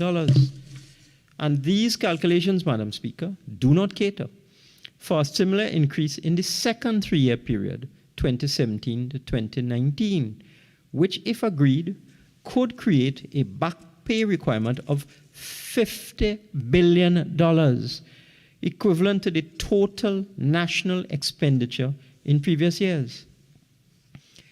Clearly, these are not serious counter-proposals. They may sound good to encourage marches or threats, but I am certain that the leaders know the facts, the reality, and what is doable. It should be obvious that demands of this nature cannot be met. anyone who believes that the country can afford this level of public expenditure, $50 billion, is simply not being realistic. I wish to make it clear that our offer of a 4% increase over the period 2014 to 2019 is the best we can do. And even at this level, we will have to dig deep to find the $4.6 billion in back pay that will flow from this. However, Madam Speaker, I wish to confirm that the government stands ready to make good on our offer as soon as it is accepted. We are prepared to raise the required funding for back pay quickly and to make these payments promptly, as well as appropriate adjustments to the budgetary appropriations to cater for the recurrent increases in wages and salaries. On the other hand, if trade unions choose to send these negotiations to the industrial court, we would ask that these matters be expedited so that we can act swiftly in accordance with the court's decision. And now move on to the enabling sectors. Infrastructure. Madam Speaker, our infrastructure investments have been playing a substantial role in the structural transformation of our country. Some major projects include the Solomon Hochoy Highway extension to Point Fortin, which is almost complete and will ease traffic between San Fernando and Point Fortin, with the construction of 30 kilometers of dual carriageways from La Romaine to Point Fortin. We expect that this highway will be open in early 2023 to create an efficient road connection for communities such as Debe, Mont Desir, Faizabad, Labrie, and Point Fortin. The Churchill Roosevelt Highway extension to Manzanilla, which is in the initial stages of construction with the Komuto Junction to Guayco packages. The Valencia to Toco Road, which will open up our northeastern communities for business and residential opportunities. Upgrade work being undertaken by Pure is well underway, with a further section to be implemented by the National Infrastructure Development Company in due course. Madam Speaker, our road infrastructure, which had deteriorated during the pandemic when resources were redirected to the health sector, would see now a major repair and rehabilitation exercise. A new state company, Secondary Road Rehabilitation and Improvement Company Limited, has been capitalized with an initial $100 million and a board appointed. A further $100 million has been allocated for this company in 2023, making a total of $200 million immediately available for repair of secondary roads. We expect the company to use these funds proactively to carry out much-needed secondary road repairs throughout the country. Additional allocations have also been provided for the 14 municipal corporations. We have also just raised a further $250 million in loan financing for the Program for Roads Upgrade and Enhancement, or PURE, in the Ministry of Works and Transport for use in fiscal 2023. The Ministry of Works and Transport has also been allocated a further $1 billion in its development program for 2023, as well as increased allocations in other line items for road repairs at the district level. This enhanced level of funding will ensure that proper attention can now be paid to road repairs and rehabilitation in 2023. Madam Speaker, the Diego Martin Vehicular and Pedestrian Bridge Overpass is at an advanced stage of completion. We expect this overpass to be commissioned in 2023, thereby improving connectivity for commuters from the Diego Martin Valley into the Western Peninsula. The ANR International Airport Terminal Building Project is being constructed on a phased basis, with the initial phase being the upgrading of the existing terminal, which was completed in March 2022. Design and planning activities for the new main terminal building are in progress, with initial construction work having commenced. Upon completion in 2024, Tobago will benefit from a state-of-the-art modern international airport with sufficient capacity and level of service, which would catalyze the expansion of the hotel room stock and serve as a booster for revitalizing and expanding the tourism industry. The integrated fishing port and facilities at Grand Chimin in Moruga will enhance the fishing industry in Moruga, bringing economic opportunities to the surrounding communities of Grand Chimin, La Rufin, and Marak. The initial phase, the landslide facility, as well as the environmental impact assessment for the second phase, the marine facility, are expected to be completed in early 2023. The Toko Ferry Port is at an advanced stage of the environmental impact assessment, and the San Fernando waterfront redevelopment will modernize the city of San Fernando and surrounding communities. The project is being advanced in phases, with phase 1 being constructed at a cost of $247 million, involving 8 projects, as follows. 3.8 hectares of land at Kings Wharf North are being reclaimed at a cost of $78 million. Construction has begun, with completion in 2023. A new fishing facility is being constructed at a cost of $38 million, again with completion in 2023. The new facility and jetty will accommodate 72 fishermen and 50 fishing vessels. A new coastal protection system is being constructed at a cost of $67 million along the Lady Hales Avenue between Hatters Bay to the south and the existing water taxi terminal to the north. On completion in 2024, the frequency and severity of coastal erosion and coastal flooding to the area will be reduced. Sir, I know we might be getting a bit excited, but I'll ask members to please control their volumes. We're all interested in the budget, and every member will have an opportunity to speak. Thank you very much, Madam Speaker. I didn't even notice. So as I continue, I really didn't hear the noise on the other side. Lady Hales Avenue will be widened into a dual carriageway at a cost of $136 million, with completion in 2023. This will alleviate traffic congestion when the full implementation of the redevelopment project is completed.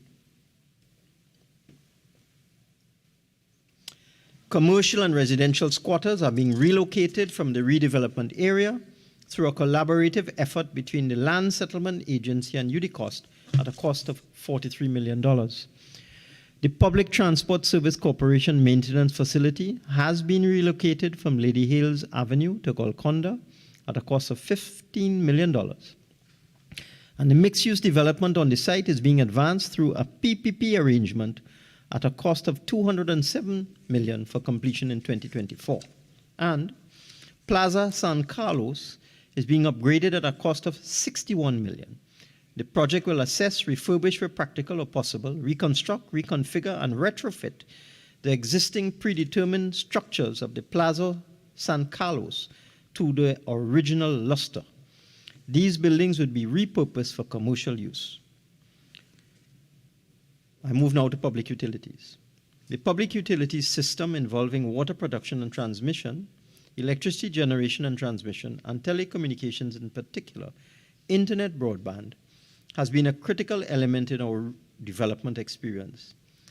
The current tariff reviews being undertaken by the Regulatory Industries Commission will ensure, with the adoption of a new pricing system for water and electricity, that the utilities are able to undertake the appropriate investments to meet the demands of the national communities. Utility rebates would be made available to low-income and vulnerable groups to access subsidies for electricity and water once these prices have been regularized. In the interim, we are focusing on our mandate to deliver to our citizens an adequate and reliable supply of water. As an initial step, we are undertaking the transformation and restructuring of the Water and Sewerage Authority.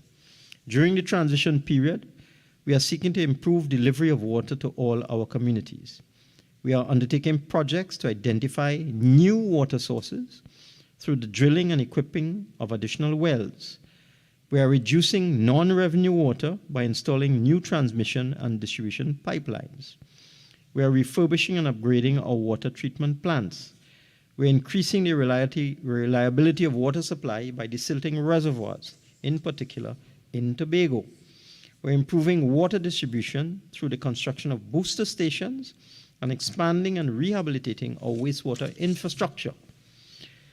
We are also expanding through TSTT the digital access network infrastructure to facilitate the connectivity needed to transform our country digitally.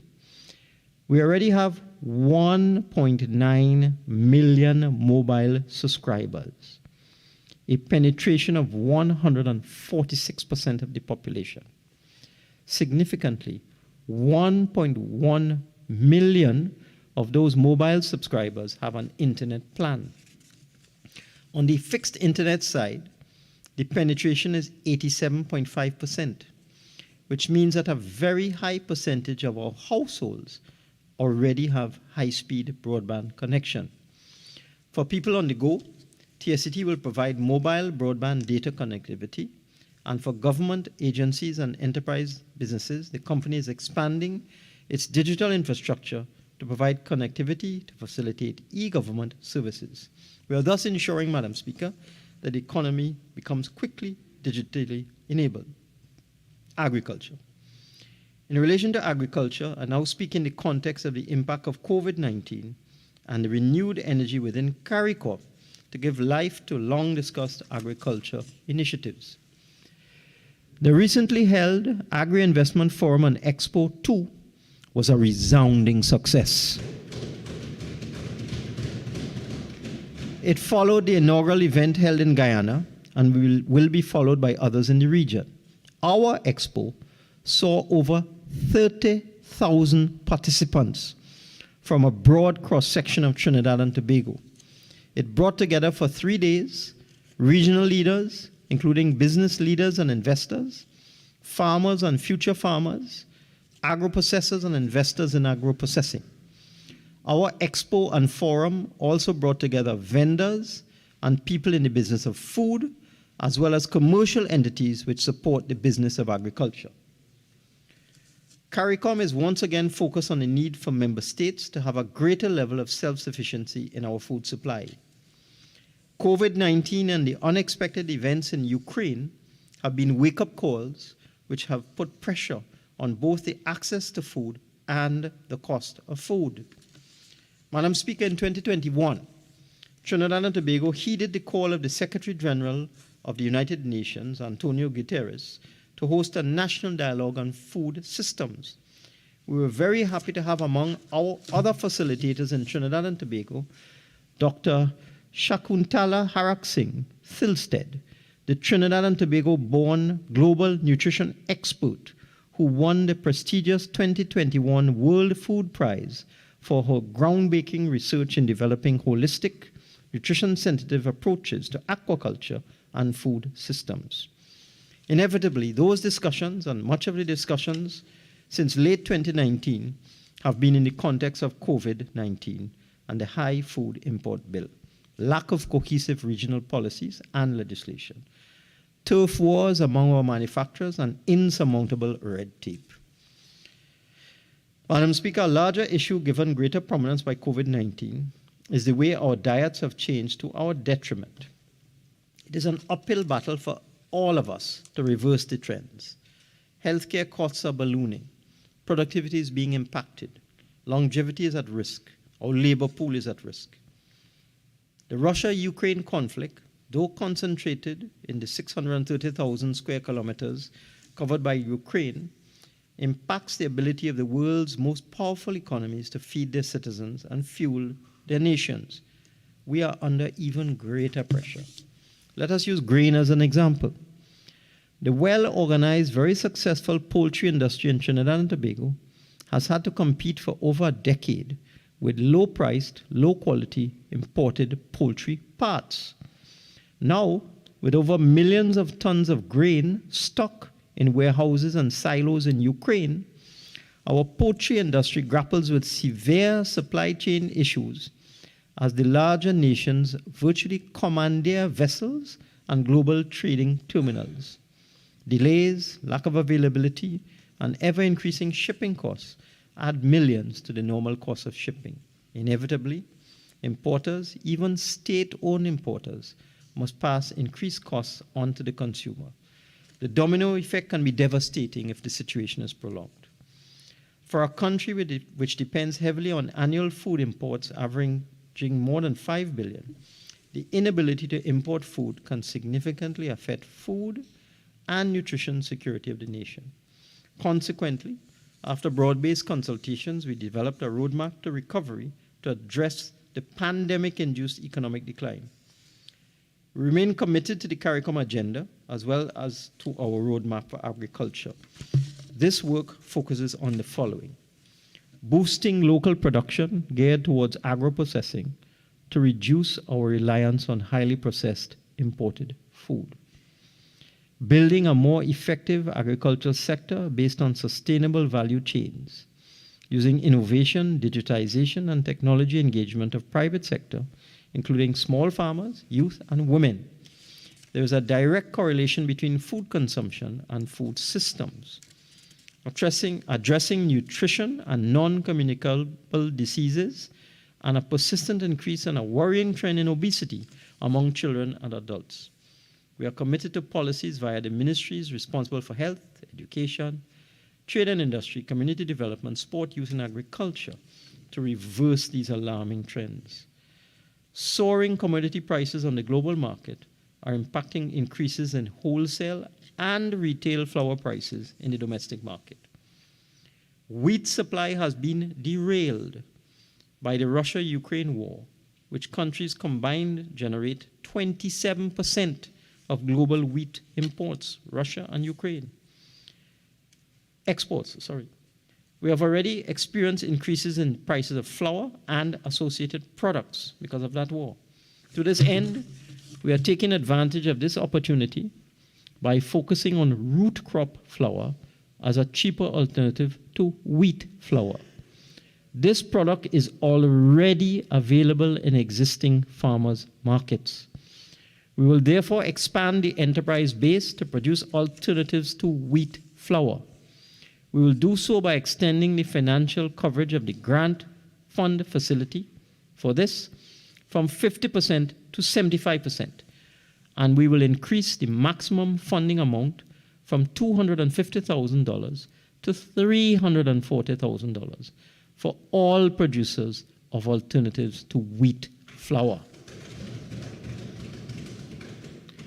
I now take the opportunity, Madam Speaker, to express my sincere gratitude to our farmers for the excellent work that they have been doing despite the challenges.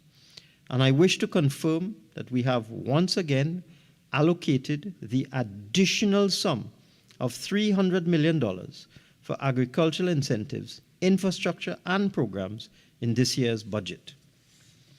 Our new approach is facilitating the re-engagement of youth in agriculture, since the aging of our farmers makes imperative the increasing involvement of youth in the sector.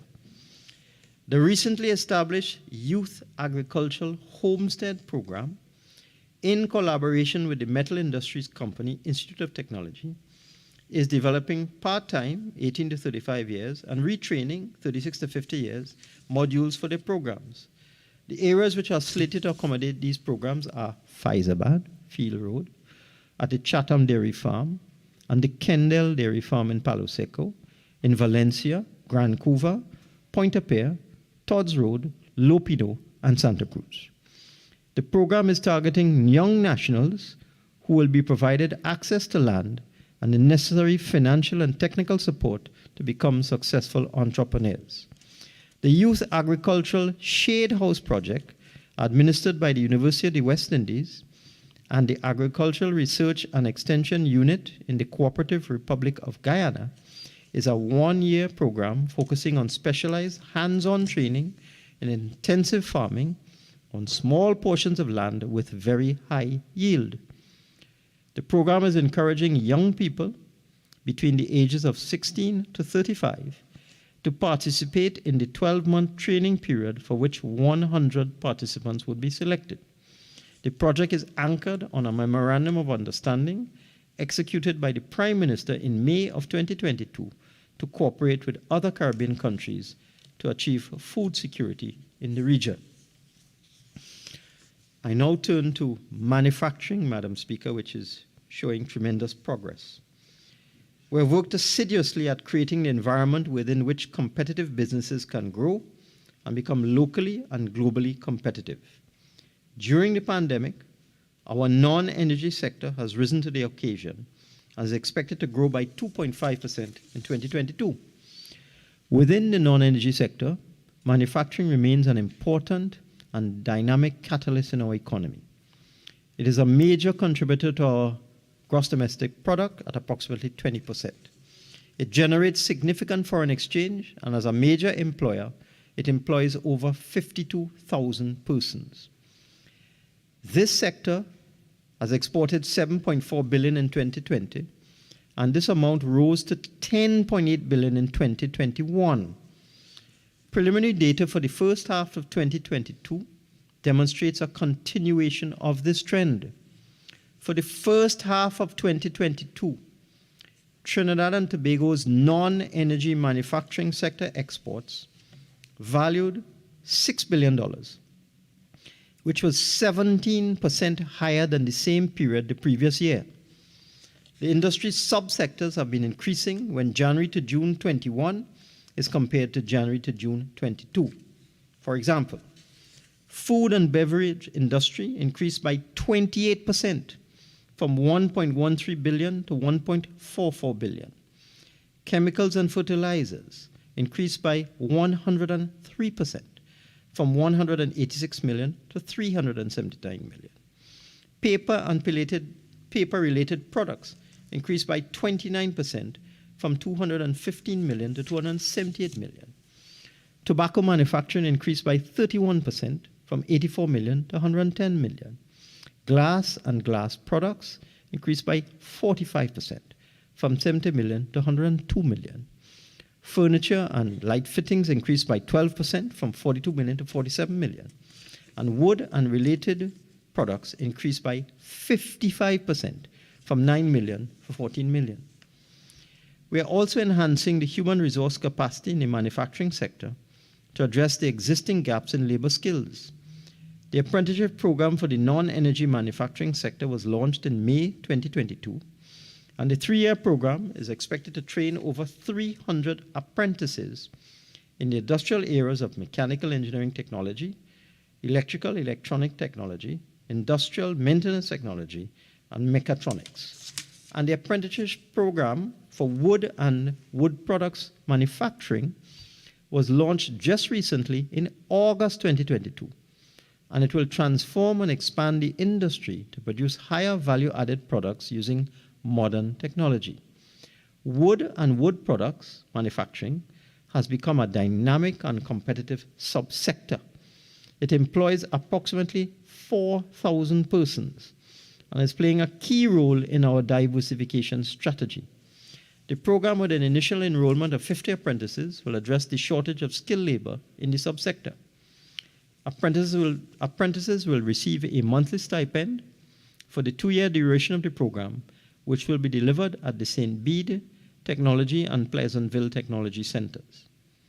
And the Export Booster Initiative, Madam Speaker, is complementing and ramping up existing initiatives, and is supported with 3 broad initiatives: the manufacturing export strategy of the Trinidad and Tobago Manufacturers Association. I turn now to the Exim Bank Forex window facilities. As part of our overall strategy, we have established 2 financing arrangements for the manufacturers and importers of essential goods at the Exim Bank. As the global economy continues to show signs of economic improvement, demand for raw material inputs will continue to be elevated.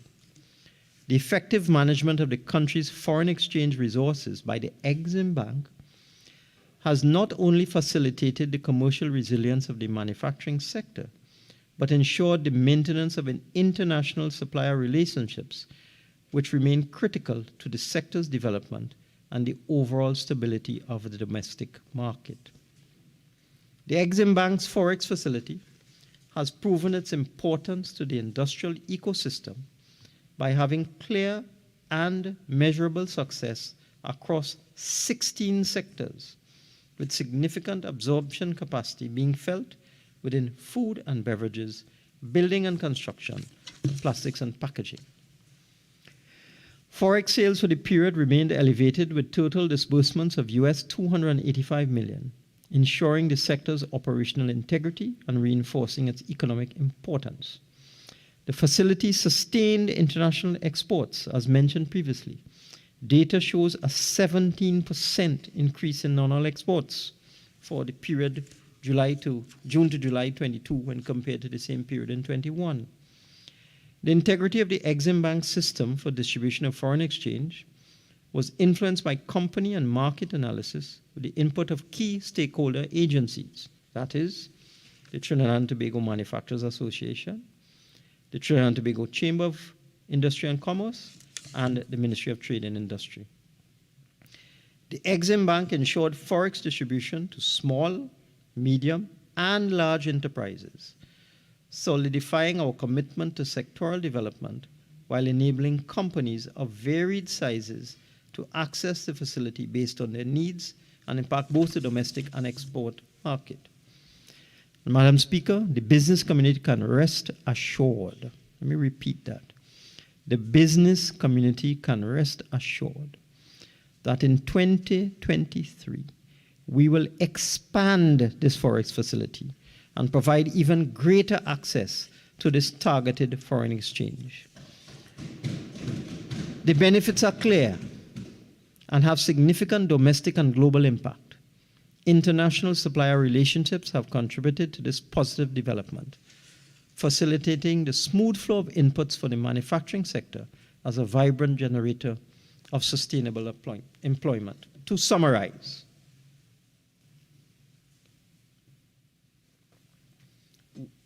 136 manufacturers, with 114 or 84% of these falling into the small and medium-sized categories, have accessed a total of US $395 million under the Exim Bank Forest Manufacturing Facility. 87 importers have accessed a total of US $488 million to supply the nation with food, pharmaceuticals, sanitary products, personal protective equipment, and other essential supplies through the Essential Supplies Forex window. And Madam Speaker, Export TT is supporting the private sector by strengthening supply chains via the implementation of the International Certification Fund, a facility under the Export Booster Initiative. The thrust of this initiative is to facilitate the evolution of the manufacturing sector to become globally competitive, productive, and innovative. The fund assists exporters to achieve international certification in food and beverages, to meet the quality and safety standards of international markets and franchises, to boost non-energy exports as well as substitute imported goods with locally produced goods. 11 manufacturing companies have so far benefited from this fund. We are also according high priority to improving the ease of doing business. The Trade and Business Information Portal, launched in May 2022, is providing access to multiple tools and resources to allow users to seek guidance on regulatory requirements for starting a new business or expanding an existing business, as well as requirements when undertaking an investment. Guidelines on importing and exporting are available, and the single electronic window platform is now undergoing a comprehensive upgrade. When completed in early 2023, this Trade and Business Information Portal, which is an integral component of the TT BizLink platform and is already utilized by all companies, will provide users with faster, more user-friendly software, as well as a range of new e-services. Businesses will be able to make electronic payments to over 46 e-services, which are already being administered on the platform. I turn now to small and medium enterprises. Our small and medium enterprises have long been playing a critical role in our development thrust. Generally employing a limited number of individuals, they have been sustaining livelihoods, especially among women, youth, and groups in vulnerable situations. We have been focusing on lowering and eliminating barriers faced by these enterprises. We have increased their access to finance through the several facilities pioneered by the National Entrepreneurial Development Company, NEDCO. A consortium of commercial banks has partnered with the government in administering a loan guarantee scheme for small and medium enterprises.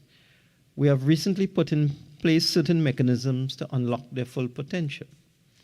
A key component of our COVID-19 relief measures for the banking sector was a central bank initiative in 2021 to allow commercial banks to restructure commercial loans more than twice over the life of the original loan and mortgages more than twice over a 5-year period without a downgrade in their asset classification to non-performing status. The COVID relief program saw the central bank agreeing to suspend the calculation of the mortgage market reference rate for a 2-year period commencing in October 2021. This policy allowed banks greater flexibility in lowering their mortgage rates outside of their anniversary dates and more than once a year. Both individuals and small and medium enterprises benefited from this policy. And Madam Speaker, we are also funding in the amount of $500 million and in partnership with the commercial banks, a new long-term loan guarantee scheme for small and medium enterprises. First Citizens Bank will manage this project in collaboration with other commercial banks.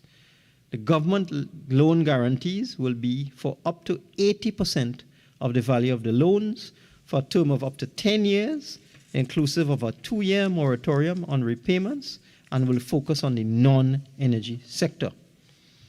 We have also been providing support to small and medium enterprises through a number of facilities. The Gateway to Trade program is spearheaded by the Ministry of Trade and Industry in collaboration with the Trinidad and Tobago Coalition of Services Industries. This is a 9-month market readiness accelerated program targeted to assist small and medium enterprises in 4 service sectors: business and professional services, information and communication technology, energy services, and tourism, especially in the areas of meetings, incentives, conferences, and exhibitions. The Export Booster Initiative that I mentioned previously is being advanced by the Ministry of Trade and Industry in collaboration with the Trinidad and Tobago Manufacturers Association, with the aim of enhancing market access for small and medium enterprises. We are envisaging that the export value of manufactured goods will double by 2024. The grant fund facility is administered by Export TT, whereby businesses can access individual grants from the fund up to a maximum of $250,000, now gone to $340,000 per beneficiary, to finance 50% of the cost of acquisition. The facility focuses on 8 designated sectors, whereby new opportunities become available for the small and medium enterprises to engage in the production and export of high value-added products. The SME Mentorship Program, which is a collaboration between the Trinidad and Tobago Stock Exchange, the Central Bank of Trinidad and Tobago, and the Ministry of Finance, is providing small and medium enterprises with the guidance required to transition successfully and grow their businesses while practicing good corporate governance. The small and medium enterprises will be assisted with accessing financing via tax incentives for listing on the Trinidad and Tobago Stock Exchange. A full tax holiday for the first 5 years, that is exemption from the payment of corporation tax, now to be changed to 6, business levy and green fund levy, and a 50% reduction in taxes for the second 5-year period. I am convinced, Madam Speaker, that the program of action I have just outlined to support the small and medium enterprise sector will strengthen their governance structure, sharpen their competitiveness, and continue to contribute to the expansion of the non-energy sector. I move now to tourism. Our tourism industry was shuttered early in 2020 in the face of the COVID-19 pandemic.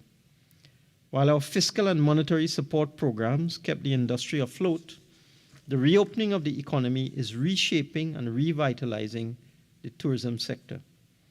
Following the trends in the global industry, a key enabler is the adoption of modern technology and investment in the tourism and creative industries, given their intrinsic relationships. Encouraging innovation, entrepreneurship, and diversification within this combined sector, tourism and creative industries, is undoubtedly enhancing productivity levels and making significant contributions to our growth and development. We are supporting the digitalization of the tourism and creative sectors, in particular small and micro enterprises. But given the cost, we are assisting them to become digitally ready to be partakers of the technological revolution and the growth anticipated from this change. We are therefore providing assistance to those small and micro enterprises in the tourism and creative sectors to digitize the provision of their services. Their integration in the global marketplace would thus be assured. We are providing innovators and entrepreneurs in the digital evolution with a reimbursement of 50% of their investment, up to a maximum of $50,000. We already envisage approximately 60 participants to benefit from these facilities. Additionally, Madam Speaker, 3 new hotel brands with the addition of 312 rooms with an investment of $600 million are consolidating the impact of the reopening of the economy. I look forward to the envisaged high occupancy levels and the positive image of destination Trinidad and Tobago. The Comfort Inn and Suites at Orange Hills, Tobago was opened in August 22 and has added 74 guest rooms to the hotel stock. This hotel, under the Choice Hotels International brand, is a welcome addition to the more than 7,000 franchised Comfort Inn properties located around the globe. The Bricks by Marriott is a boutique hotel in Cascade, Port of Spain. It was opened in February 2022 and has added 161 rooms to the hotel room stock. To facilitate this construction, it qualified for $8.76 million in incentives under the Tourism Development Act. And the Radisson Blue Port of Spain, which will open in the second quarter of 2023, will add 79 guest rooms in the form of 1 and 2 bedroom suites and 2 presidential style suites. The rooftop of the hotel boasts an infinity pool with a spectacular view of Port of Spain and the Gulf of Paria.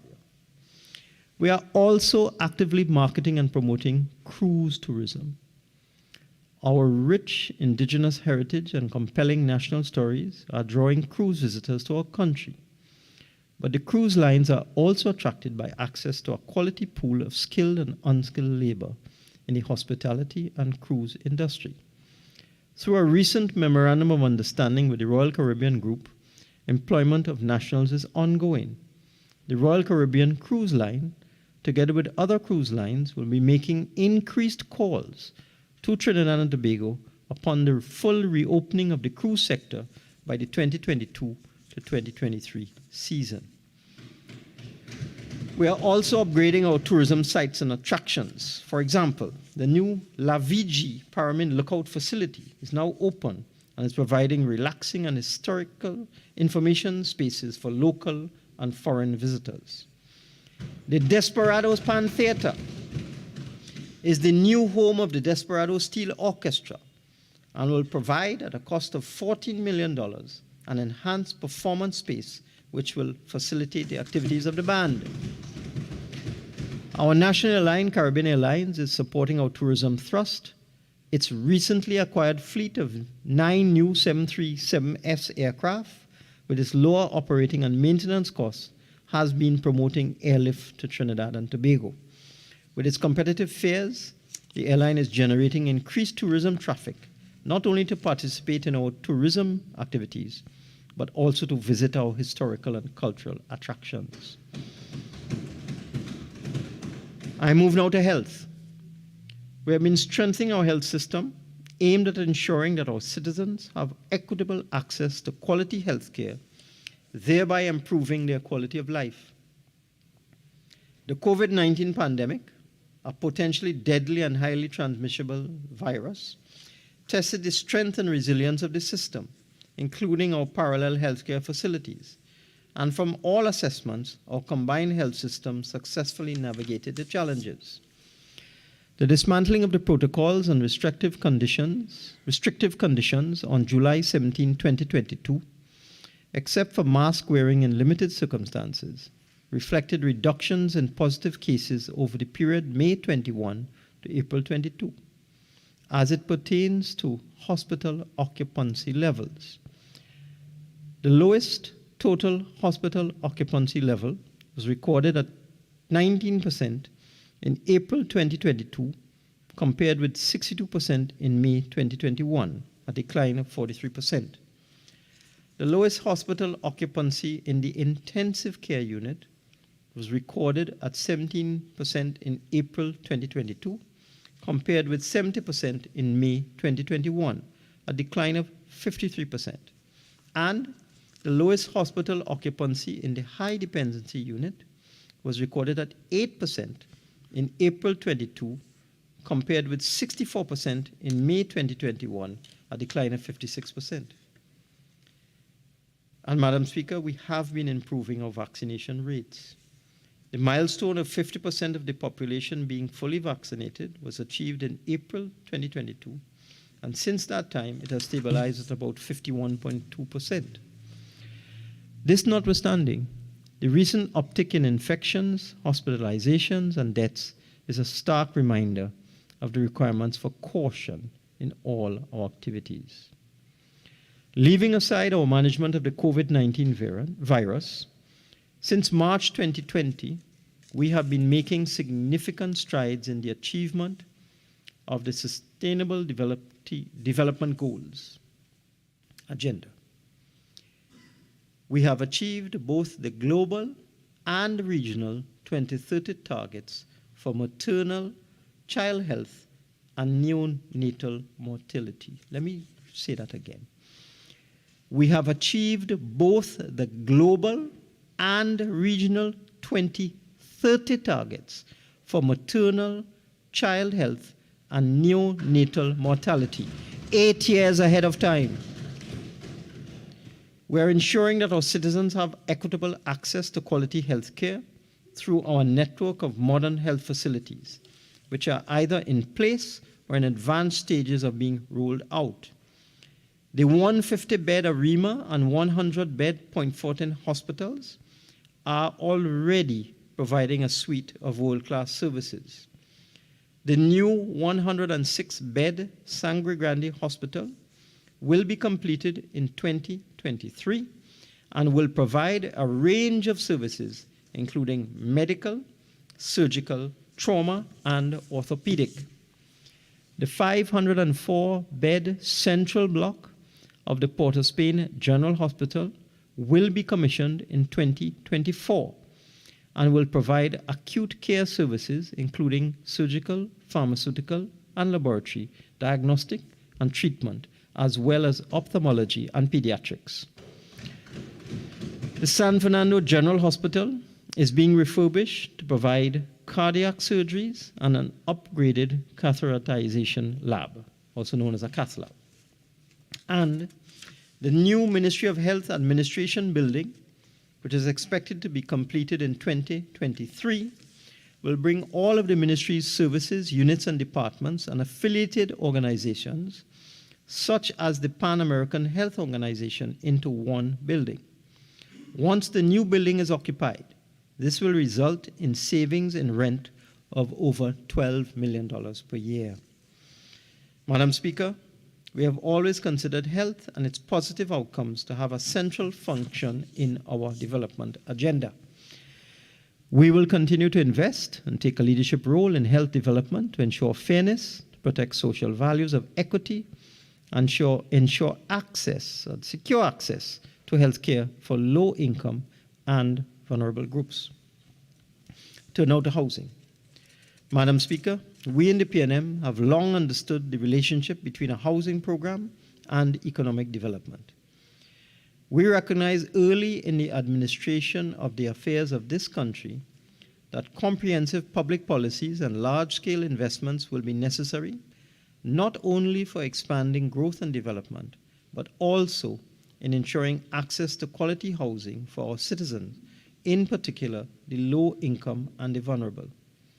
Very early, We established public institutions, the National Housing Authority, followed by the Housing Development Corporation, to build and to finance the purchase of units. The expanding network of communities throughout the country was anchored on this policy agenda. We also established public financial institutions to assist in the financing of the purchase of units, the Home Mortgage Bank and the Trinidad and Tobago Mortgage Finance Company Limited, now being merged, will more effectively provide resources for financing the stock of housing units, as well as facilitate better access to mortgages. In fiscal 22, the Housing Development Corporation, under its Finance Projects program, had under construction 1,366 housing units in 10 communities as follows: Pier Road in Labray, Bonnet North Aruca, Carlson Field Chaguanas, Carlton Lane San Fernando, Cypress Hill San Fernando, Lakeview Point Fortin, Malabar, Oasis in Chaguanas, Real Springs in Valsayn South, Edinburgh Towers in Chaguanas. The HDC has also been utilizing public-private partnerships to construct housing units in appropriate areas. During fiscal 2022, the PPP program envisaged the construction of 339 units, and we have begun the process of delivering 239 completed units. The program is generating housing units at the following areas: Mahogany Court, Mount Hope, Malabar, Riverside East and South, San Fernando, Trestrail, Dabadie, and Eden Gardens in Freeport. The HCC, in collaboration with small and medium-sized contractors, is also constructing basic 3-bedroom, single-family units ranging in cost from $250,000 to $500,000 per unit. They are being built in batches of 10. During fiscal 22, 86 additional units were planned for construction, bringing to 174 the number of units under this program. Small and medium contractors have completed 108 housing units. The HCC is also advancing its program on a number of greenfield and brownfield sites. 2,563 housing units on 13 sites are being built for 784 low-income citizens and 1,799 for middle-income citizens. Over the last 5 years, the HCC has allocated a total of 3,620 units to the citizens of Trinidad and Tobago. But its delivery capacity has been severely constrained by inadequate funding to complete stalled and existing housing units, as well as to keep its payments current to contractors and suppliers for maintenance, landscaping, and garbage removal. Accordingly, we are providing in 2023 significant financial resources to the HDC to refocus on its mandate to construct affordable housing units. We are arranging 3 government-guaranteed loans totaling $1.5 billion, of which $500 million will fund the completion of stalled or existing housing projects. Another $500 million will be used for the payments of debts owed to contractors and suppliers. And a further $500 million will be used for the construction of new housing units. Madam Speaker, the Land Settlement Agency, LSA, has been complementing the work being undertaken by the HDC. It brings much needed relief to the poorest and most vulnerable families in the society. It has been spearheading the regularization of squatter communities. The LSA is engaged in upgrade works on 14 sites with a lot yield of close to 4,000 lots. Pre-construction statutory approvals activities on 10 sites yielding 2,148 lots. Infrastructure work on 12 sites yielding 1,263 lots, and land use planning on 13 sites.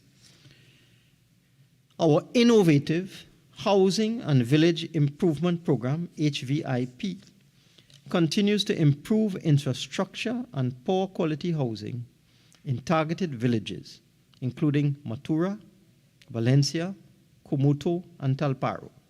especially for people in the lowest income groups. This program has been highly successful. In December 2018, it won the Inter-American Development Bank President's Award for Service Excellence and Innovation in the public sector. In fiscal year 2022, 145 construction or repair projects had already been approved as of June 2022. This follows 160 approvals in fiscal 2021. But, Madam Speaker, we have reviewed our Village Improvement Program, Housing and Village Improvement Program, and are aware that at current prices, there is a difficulty of executing on challenging land topography.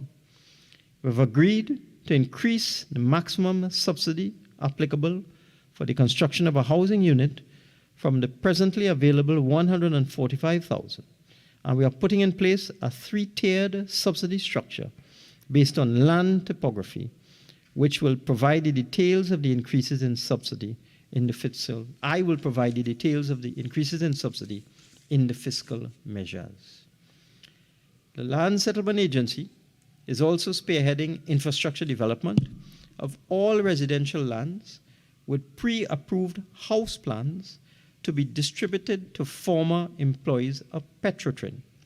8 sites are now being developed: La Savane, Guayaguari; Nurse Trace, Guayaguari; Glenroy, Princestown; Woodford Lodge, La Romaine, Ponderosa Golconda, La Philippine Grand Couva, and Guapo in Point 14. There is no doubt, Madam Speaker, that the pace of public housing construction is insufficient to reduce the size of our application base, which has been insufficient to reduce the size of our application base, which has been increasing. I am told we now have 191,000 applicants for HCC houses.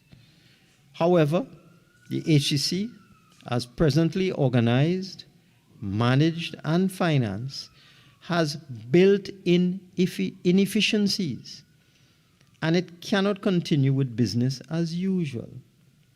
It is distracted by having to deal with the many demands for maintenance of rental properties and the difficulties in collecting money owed by occupiers of HCC properties, as well as the urgent need for new housing construction. We are therefore putting in place a new structure for the HDC, which envisages a holding company with 3 subsidiaries.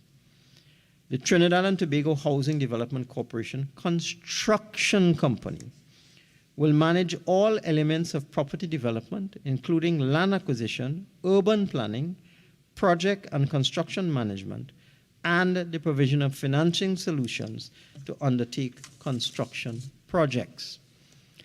The Trinidad and Tobago Housing Corporation Facilities Management Company Limited will focus on property management, including the maintenance of rental housing units, the maintenance of the management company portfolio, and partnering with regional corporations and other external entities to upkeep communities and promote sustainable community development.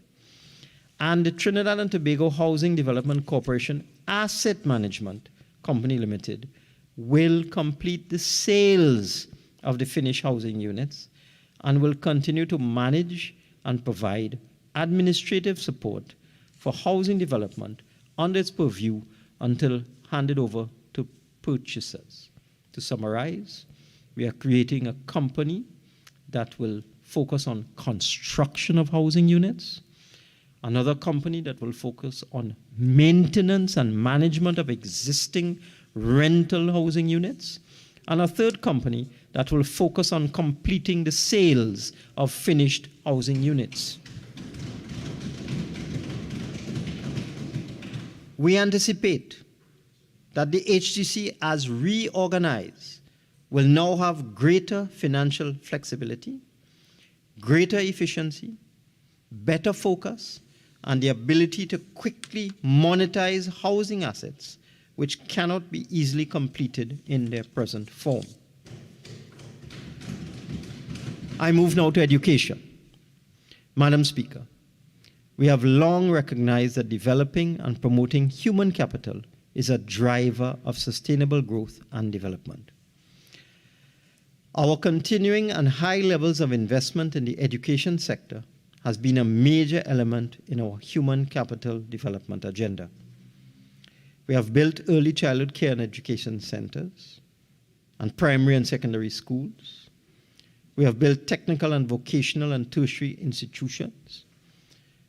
Our education is now modern, inclusive, accessible, and relevant, and broadly meets the development needs of our country. The quality of our human capital is comparable with many advanced and emerging developing countries. In fact, the 2020 World Bank ranking of 157 countries in respect of its Human Capital Index, which measures the countries which are best in mobilizing the economic and professional potential of its citizens, places Trinidad and Tobago at number 67, with only 7 countries in the Western Hemisphere above us: the advanced countries, Canada and the United States, and emerging and developing countries, Mexico, Costa Rica, Chile, Peru, and Colombia. But, Madam Speaker, we were clearly concerned with the performance of our students in the 2022 Secondary Entrance Assessment Examination, SEA. These students had spent most of the previous 2 years away from the physical classroom. The COVID-19 pandemic had confined them to online classes, and their performance in SEA reflected this absence from the classroom. There was a reduction in the pupils who scored above 50% in 2022 when compared with previous years. In 2022, the percentage was 37.1%. In 2021, the percentage was 52.5%, and in 2022, 63%. These statistics show a clear reduction of achievement, which can certainly be linked to the learning loss, which had been predicted globally and locally due to the lack of face-to-face learning. Over 9,000 students had scored less than 50% in the 2022 Secondary Entrance Assessment Examination. Madam Speaker, we thus embarked on an exercise to assist students in recovering learning lost. During the period July to August 22, we administered a vacation revision program in a face-to-face format at 26 secondary schools, which treated with remedial work for learning lost in the short term. We allocated $10 million to facilitate this program, including the training of 600 teachers. We have given these students the best chance at educational success by their return to the physical classroom. This notwithstanding, I am deeply concerned about the less than adequate participation in the program. We are taking steps to address this challenge to ensure that academic performance returns to pre-pandemic levels. Firstly, we are implementing, after 2 years in secondary school and being enrolled in Form 2, the lower secondary proficiency examination, for which students will be required to be certified to ensure they have basic numeracy and literacy skills needed to continue their education. Secondly, we have distributed 7,000 laptops to means-tested students and teachers, which brings to a total of 63,410 devices distributed between 2018 and 2022. Thirdly, as announced by the Honorable Prime Minister, we are introducing a structured remedial education program to assist those students who have fallen behind because of COVID-19 to recover and catch up with their learning. An allocation of $50 million for this purpose has been made in this budget. Turn now to GATE. The Government Assisted Tuition Expenses Program, GATE, has been providing significant financial assistance to widen access to tertiary education, thus supporting economic development and promoting social equity. This notwithstanding, to ensure that GATE expenditure would be spread as widely and equitably as possible, we amended the policy guidelines in August 2020 to restrict funding to no more than one program at the undergraduate level.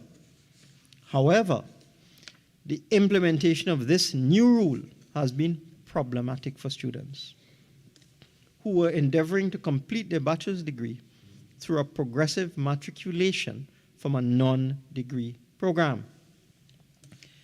Many of these students who are seeking to improve themselves are from underprivileged or low-income backgrounds.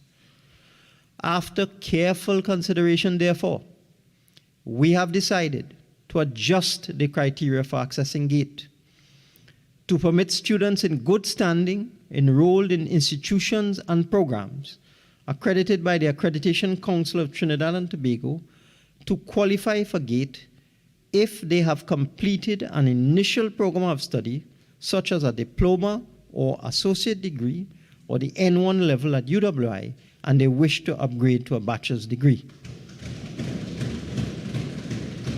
Similarly, students pursuing technical and vocational education and training TVET programs who have already accessed GATE for lower level TVET qualifications will now qualify for GATE for level 4 and level 5 programs that lead to an advanced diploma or bachelor's degree.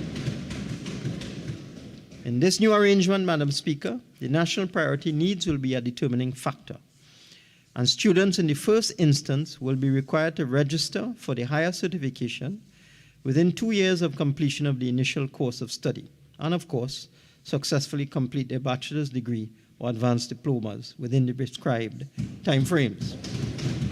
We are now ensuring that GATE remains as inclusive and all-encompassing as it was originally designed within the constraints of expenditure. This adjusted approach, let me explain, where students who have accessed GATE to do an associate degree or diploma who will now be allowed to access GATE again to complete a bachelor's degree is estimated to cost the government an additional $50 million, but we believe it is necessary. Money well spent. Safety and security. Madam Speaker, we have been constantly refining the national security policy as we seek to address the multifaceted needs for managing the security of our citizens. In this regard, we have found inclusive and participatory processes to be extremely useful. We have been enhancing resource capacity and capability with the requisite infrastructure and apparatus. We have improved our offshore capabilities with the procurement of 2 Cape-class control vessels, and we are now concentrating on building onshore capabilities with an electrical upgrade for a continuous power supply to our Coast Guard facilities to provide a more efficient and safe working environment for personnel, especially in the event of national disasters. We are also upgrading the shore power supply system at the Coast Guard base in Tobago. On completion, it will facilitate the berthing of our Cape-class vessels, which will now utilize the onshore power supply instead of the vessel's generators, which will allow for less downtime and a greater Coast Guard presence in the maritime domain. In terms of new and improved technology throughout the national security services, we're improving decision-making and productivity by computerizing the National Security Head Office, thereby increasing information collaboration, data availability, and data analysis. We're installing ICT infrastructure across all camps of the Trinidad and Tobago Regiment, thereby securing connectivity between sites. We are computerizing and improving governance in the Trinidad and Tobago Forensic Sciences Center and upgrading the integrated ballistics identification system with a view towards improving examination of all firearms-related evidence linked to firearms-related crimes. We have made significant strides towards the establishment of purpose-built facilities for the protective services to place personnel in a better state of readiness. We're improving the base infrastructure of several camps at La Romaine, Felicity, and Forest Park. A fully functioning military base will enhance the capacity of the military to address efficiently its core mandate of the defense of the state and protection of critical infrastructure. The La Romaine camp will secure our national energy assets in the south of Trinidad and safeguard the country against threats to our southern border. We are purchasing specialized equipment for the Trinidad and Tobago Coast Guard and vehicles and equipment for the Defense Force to allow for multi-front operations to be executed simultaneously. We are also advancing the computerization of the Defense Force to ensure the effective governance and management of data, security, and human resources, and upgrading the automated fingerprint identification system for the Immigration Division, which will improve the border management system as a monitoring solution which limits the entry of undocumented immigrants. Madam Speaker, improving service to our citizens and solving serious crime, in particular murders and violent crimes, is central to the mandate of the Trinidad and Tobago Police Service, which is at the front line of our crime-fighting agenda. In 2023, the Trinidad and Tobago Police Service will be properly resourced and provided with the necessary funding, equipment, and support so that it can focus on the rationalization, upgrade, and expansion of facilities to meet existing and new operational requirements. Priority remains with the establishment and rationalization of divisional property rooms, in particular in Sangre Grande and Siparia, the upgrade of command centers, as well as the construction of a new command center in Siparia. The system of divisional property rooms will enhance the logistics of securing exhibits, while the command centers will coordinate and centralize CCTV coverage and other relevant communications data for informed command decision-making in the divisions. The TTPS will continue to improve its ICT capabilities. With the government support, the automated fingerprint system and its expansion to a biometric system by the TTPS will be an immediate milestone. Identifications will be quickly processed and be made available in real time to officers while mobile. Certificates of character will also be speedily and accurately processed. The body and vehicle camera project is ongoing. Further, a land use development plan has been completed for the expansion of the police academy, which would allow for a larger intake of recruits, new dormitories, accommodations for trainers, as well as additional facilities for delivery of an adaptive and modern policing curriculum. In 2023, the Trinidad and Tobago Police Service intends to maximize the use of existing resources. The construction of a facility at the St. Madeleine Police Station site will house elements of the Homicide Division and the Fraud Squad. The Coastal and Riverine Unit Jetty and Maintenance Facility will be constructed at the recently completed Caranage Police Station.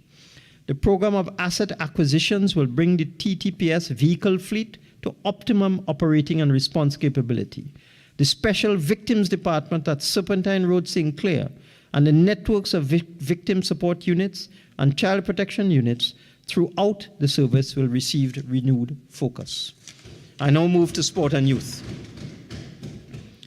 We're ensuring that our youth population, particularly in the age group of 15 to 34 years, which accounts for 25% of the population, achieve their full potential and become productive members of society. While our comprehensive network of schools is driving the achievement of a modern education system, our proposed new specialist facilities are designed to address the needs of our less fortunate and vulnerable youth. We are refurbishing 6 youth development centers in St. James, Basilon Street, Lavantil, Malik, California, and Los Bajos, where the training and certification of youth takes place in the areas of trade, arts, and life skills. Further, we are refurbishing and upgrading 2 residential youth development and apprentice centers in Puerto Presto and Chatham to accommodate vulnerable youth who had not completed traditional schooling and are now taking advantage of remedial courses from recognized institutions. We are empowering young farmers to utilize modernized farming techniques in our youth agricultural homestead program. And we have in place a range of training programs, including music production, life skills, heavy machinery operations, mobile application development, web design, social media, management skills, and leaderships. A national youth survey conducted recently by an interagency team revealed that our society will derive maximum benefits from eventually providing opportunities for all citizens who might wish to participate in a national service program. We are now putting in place through legislation a voluntary national service program of Trinidad and Tobago, which will be managed and coordinated by the National Youth Development Agency of Trinidad and Tobago. We are currently upgrading and constructing buildings for this national service program at Mausica, and the successful completion of the core training and service will lead to an award of a proposed Trinidad and Tobago National Service Certificate, which will be recognized by employers and training providers. I envisage, Madam Speaker, that the National Service Program will facilitate volunteerism, service learning, and nation building, developing in the process young people who exemplify good citizenship and patriotism. At this stage,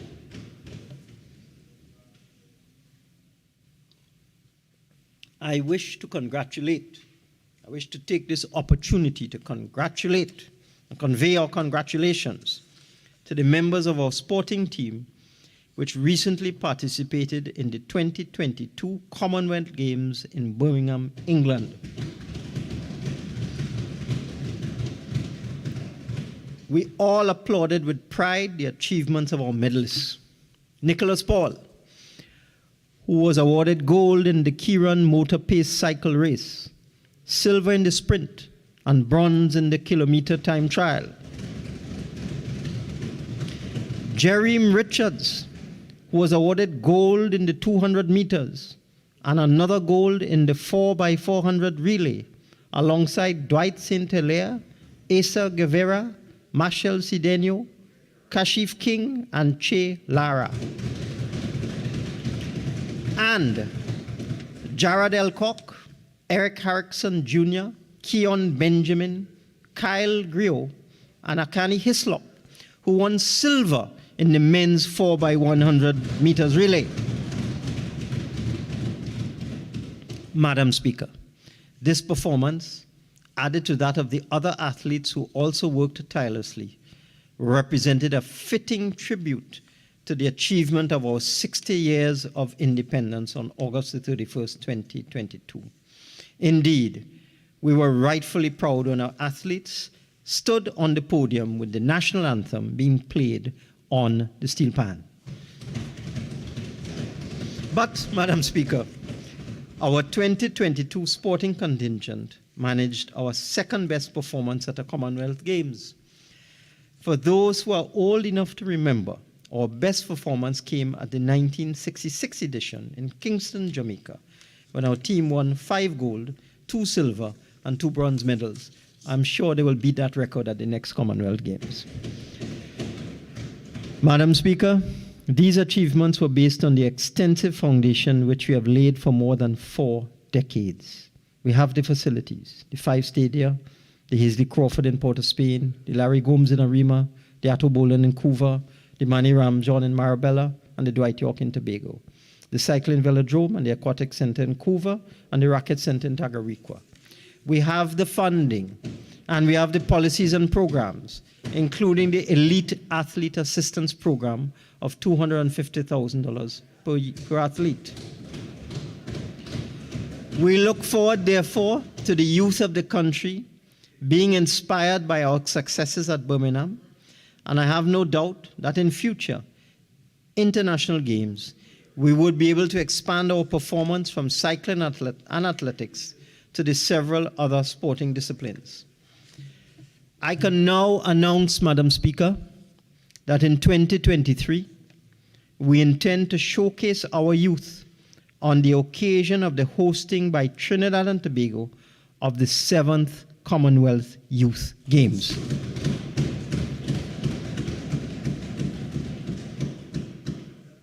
I turn now to water resources.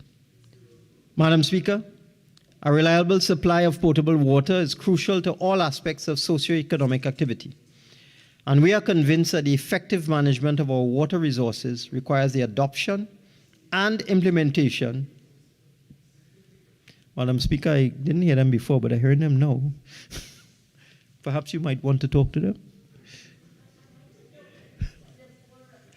A bit of levity, and they'll resume their composure. Continue. I hope so. We are convinced that the effective management of our water resources requires the adoption and implementation of an integrated water resource management system. To achieve this objective, we are separating the Water Resources Agency, which has regulatory functions, from the Water and Sewerage Authority, which is responsible for service delivery and distribution. We are also in the process of restructuring and reforming the Water and Sewerage Authority. We have given to the Board of Commissioners a cabinet-approved transformation plan, which will transition WASA to a new and high-level state of performance and is anchored on 3 strategic priorities. 1, organizational transformation. 2, network optimization and automation. And 3, increased water production. The new entity will be consistent with a water management facility anchored along the water value chain and be customer-centric, with a strategic focus on providing clean, safe water to residential and commercial customers in the context of new leadership and purpose. In the interim, we're improving the efficiency of service delivery, focusing on unserved and underserved areas across the country, where we have identified simple and strategic low-cost projects with high impact. For example, under the National Water Sector Improvement Program, we are providing over 6,000 households in Arima and environs with an improved water supply. We are also providing under the same program an improved water supply to over 12,000 other households by way of installing pipelines, repairs to pumps, valves, and booster stations in several areas such as Kernahan Trace, Pinal, Quarry Road, Burney Street, Calvary Hill, and French Fort, Tobago. Madam Speaker, under our Community Water Improvement Program, we are providing close to 100,000 citizens across the country with an improved water supply. We have been rehabilitating, refurbishing, and upgrading existing wells, constructing booster stations, installing pipelines to provide accessibility of pipe-borne water, and more, and constructing new intakes and water treatment plants. We have been able to do so through a vastly improved project management system supported by an efficient procurement and project financing system. 27 communities have already benefited from this program. The program continues and will provide more reliable access to water in other communities, additional to the existing ones, such as Manudath Road Extension, Las Lomas, Bocas Avenue, Chase Village, Howell Drive, 5 Rivers, La Laja, Blanchishez, Thomas Trace, Lossy Row, Lopino, Brasso Seco Village in Blanchishez, Lioto Trace in Talparo, La Romaine, Picton, San Rafael, Petit Trou Road and Mont Cabrit Road, Toco, and Cameron Head in Maraval. Madam Speaker, the proposed new Office of Water Resources Management will be responsible for coordinating and collaborating with all agencies responsible for implementing various aspects of our new water supply policy, administering the abstraction and licensing system for surface, ground, and coastal waters, monitoring, analyzing, and assessing the national water resources, enforcing authority for water quantity violations, collecting and maintaining a national water resources information system, developing and publishing reports on the country's water resources, policies and plans for water resources management, exercising planning and research functions for water resources management, engaging and partnering with stakeholders in water resources management, and carrying out an education and public awareness program. In addition, the Ministry of Public Utilities, in partnership with the Water and Sewerage Authority, has completed a strategic action plan for water supply improvement in Trinidad and Tobago, along with regional water improvement plans for Northwest, Northeast, Central, and South Trinidad and in Tobago within the context of the Strategic Action Plan and Capital Investment Program. These programs across the country have the clear aim of eradicating water schedules below 24/3 and further expanding 24/7 levels of service across the country. The plan will also usher in robust automation of plants through supervisory control and data acquisition or SCADA systems, data loggers, and other telemetry systems for monitoring of schedules and valving operations. We believe, Madam Speaker, these initiatives will improve the production and distribution of water around the country and ensure water security for all our citizens. I now turn my attention to Tobago. In December 2021, the people of Tobago elected a new administration to manage the affairs of the Tobago House of Assembly. As a responsible government, we welcome the new administration in Tobago, and very early in its term, we convened several meetings with the Chief Secretary and his colleagues. In January 2022, the Prime Minister, Dr. the Honorable Keith Rowley, led a team of cabinet ministers, including the 2 parliamentary representatives from Tobago, the Attorney General, the Minister of National Security, the Minister of Public Administration, the Minister of Tourism, Culture and the Arts, and the Minister of Digital Transformation to meet with the new THA administration.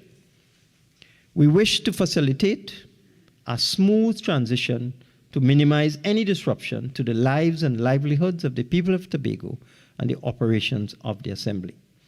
This administration therefore reaffirms its commitment to work in concert with the Tobago House of Assembly towards the continued advancement and development of Tobago.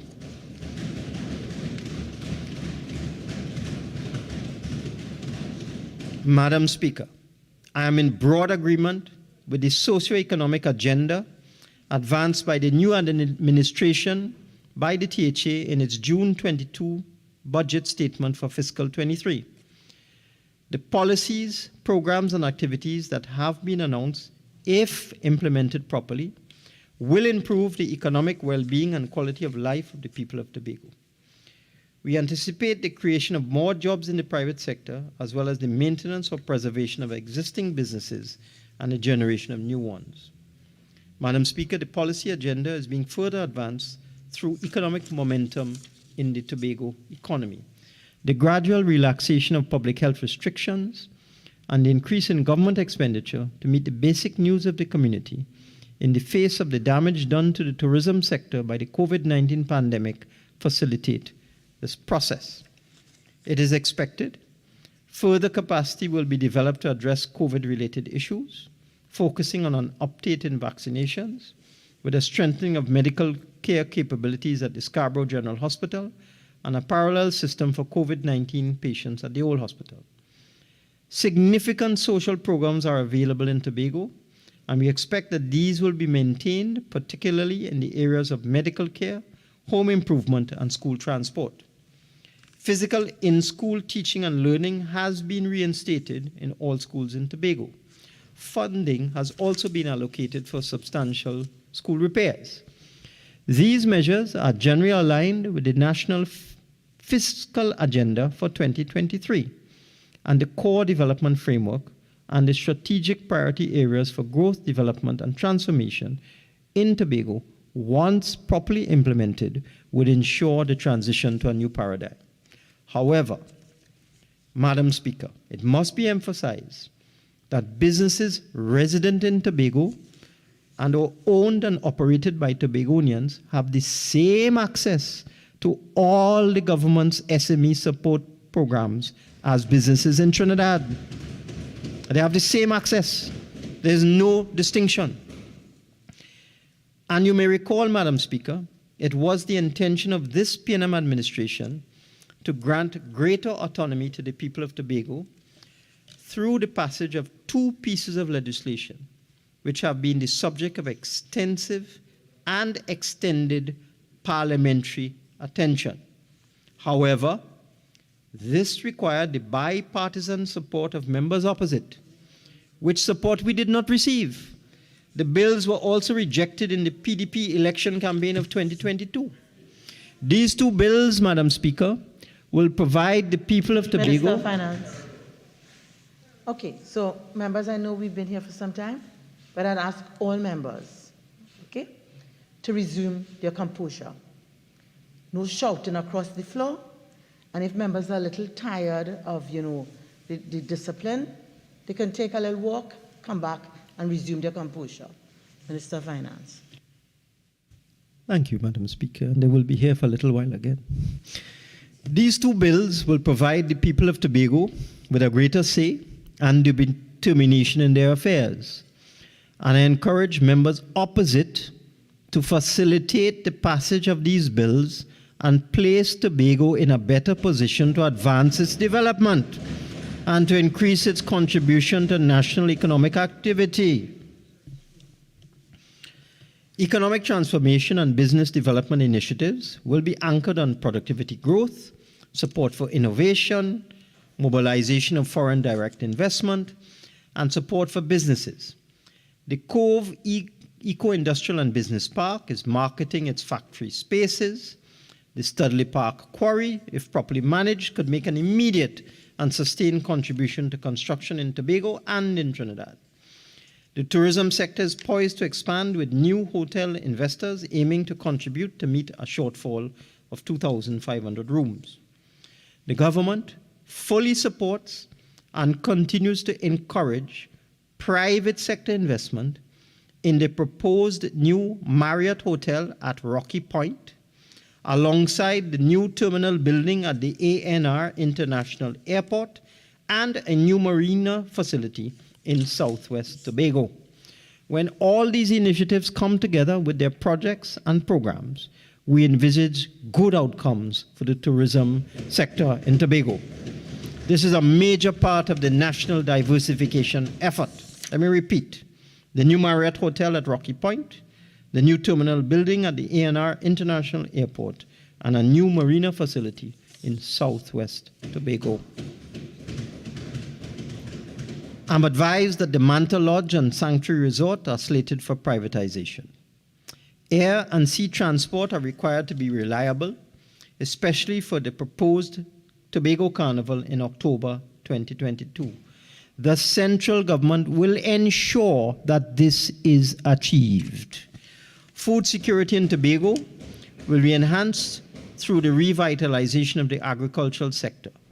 Continuous training, especially for young people, will build a cadre of skilled young and agri-entrepreneurs. Madam Speaker, I wish to record that during the height of the pandemic, we were pleased to provide Tobago with additional financial support.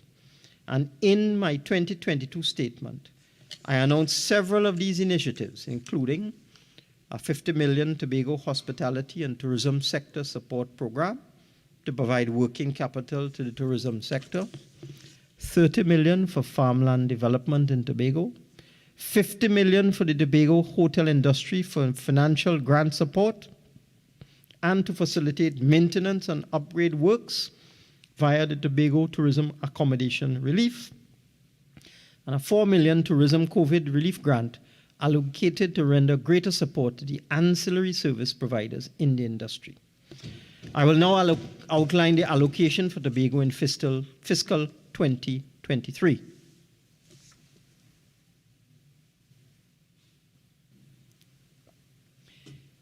In the absence of the passage of the proposed Tobago internal self-government legislation, which would have given the THA significantly greater responsibilities in Tobago, including the responsibility for the work now done and services provided by national agencies and authorities, which continue to be implemented and financed by the central government, and consistent with what we provided the PNM-led administration in the THA between 2016 and 2021, we are allocating the new PDP-led THA 4.3% of the total national budget in 2023.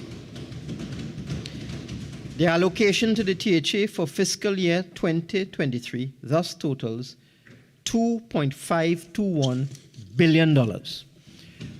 When disaggregated, $2.194 billion is allocated for recurrent expenditure, $300 million for the THA development program, $18 million for URP, and $9.2 million for CPEP in Tobago. The 2023 allocation to the THA thus represents an increase of $185 million over last year's allocation of $2.336 billion. It should be noted that the THA also has access to another $135 million in loan financing for its development projects from a loan finalized in previous years. And at the level of the central government, we have also arranged a further US $15 million, or approximately 100 million Trinidad dollars, in loan financing from CAF, the Andean Bank of Latin America, Development Bank of Latin America, for coastal protection works in Tobago. So, Madam Speaker, that is $2.521 billion in direct subvention, $135 million remaining from a $300 million loan initiated by the previous administration in Tobago, and $100 million in loan financing from CAF for coastal protection in Tobago. I'm pleased to inform this House that as of last week, the Assembly was in receipt of 96.9% of its fiscal 22 allocation of $2.336 billion. And with just a few days remaining in this fiscal year, the THA will be in receipt of its full allocation for this fiscal year. You may also recall, Madam Speaker, that at the midterm, the Assembly was allocated an additional sum of $60 million to supplement its allocation, thus again reaffirming our commitment to support the work of the new THA administration.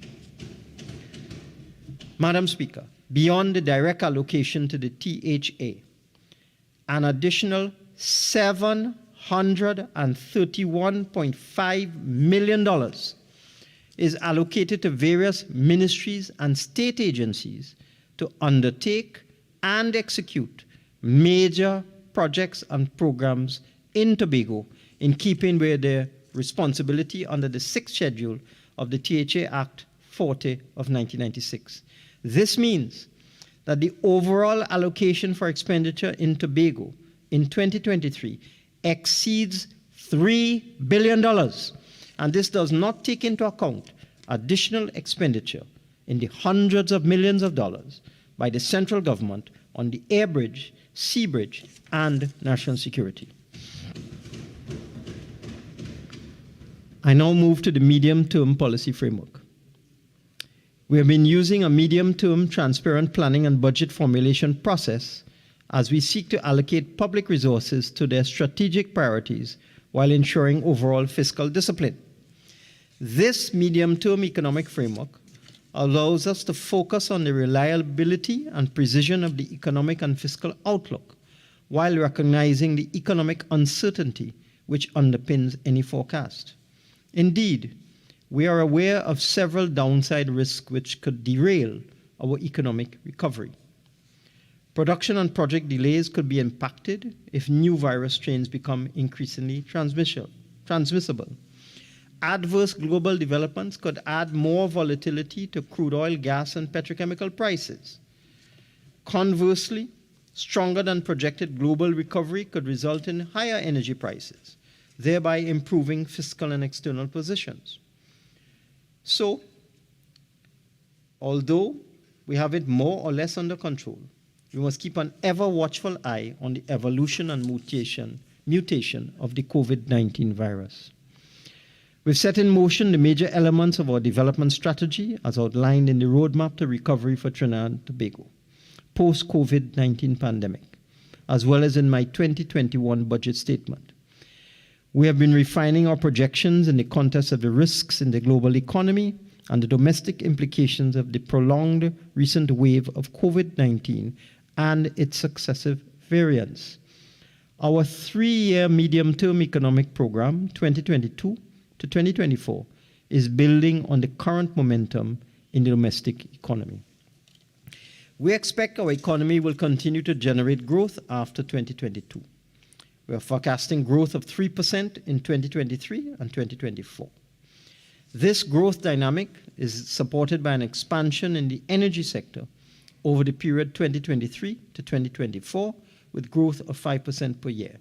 The non-energy sector is also expected to grow over the same period by rates of 2% per year. We are consolidating our fiscal accounts. Higher energy revenues from the expected higher energy production and prices are paving the way to put our accounts on a sustainable basis. We are anticipating increased levels of revenue from the implementation of the new property and gaming taxes and the new revenue authority. At the same time, we are screening and rationalizing public expenditure while reshaping the structure of government expenditure to target social, educational, and health care programs. This pace of consolidation is providing space for growth-friendly expenditure, such as our $6.2 billion development program, while protecting essential expenditure.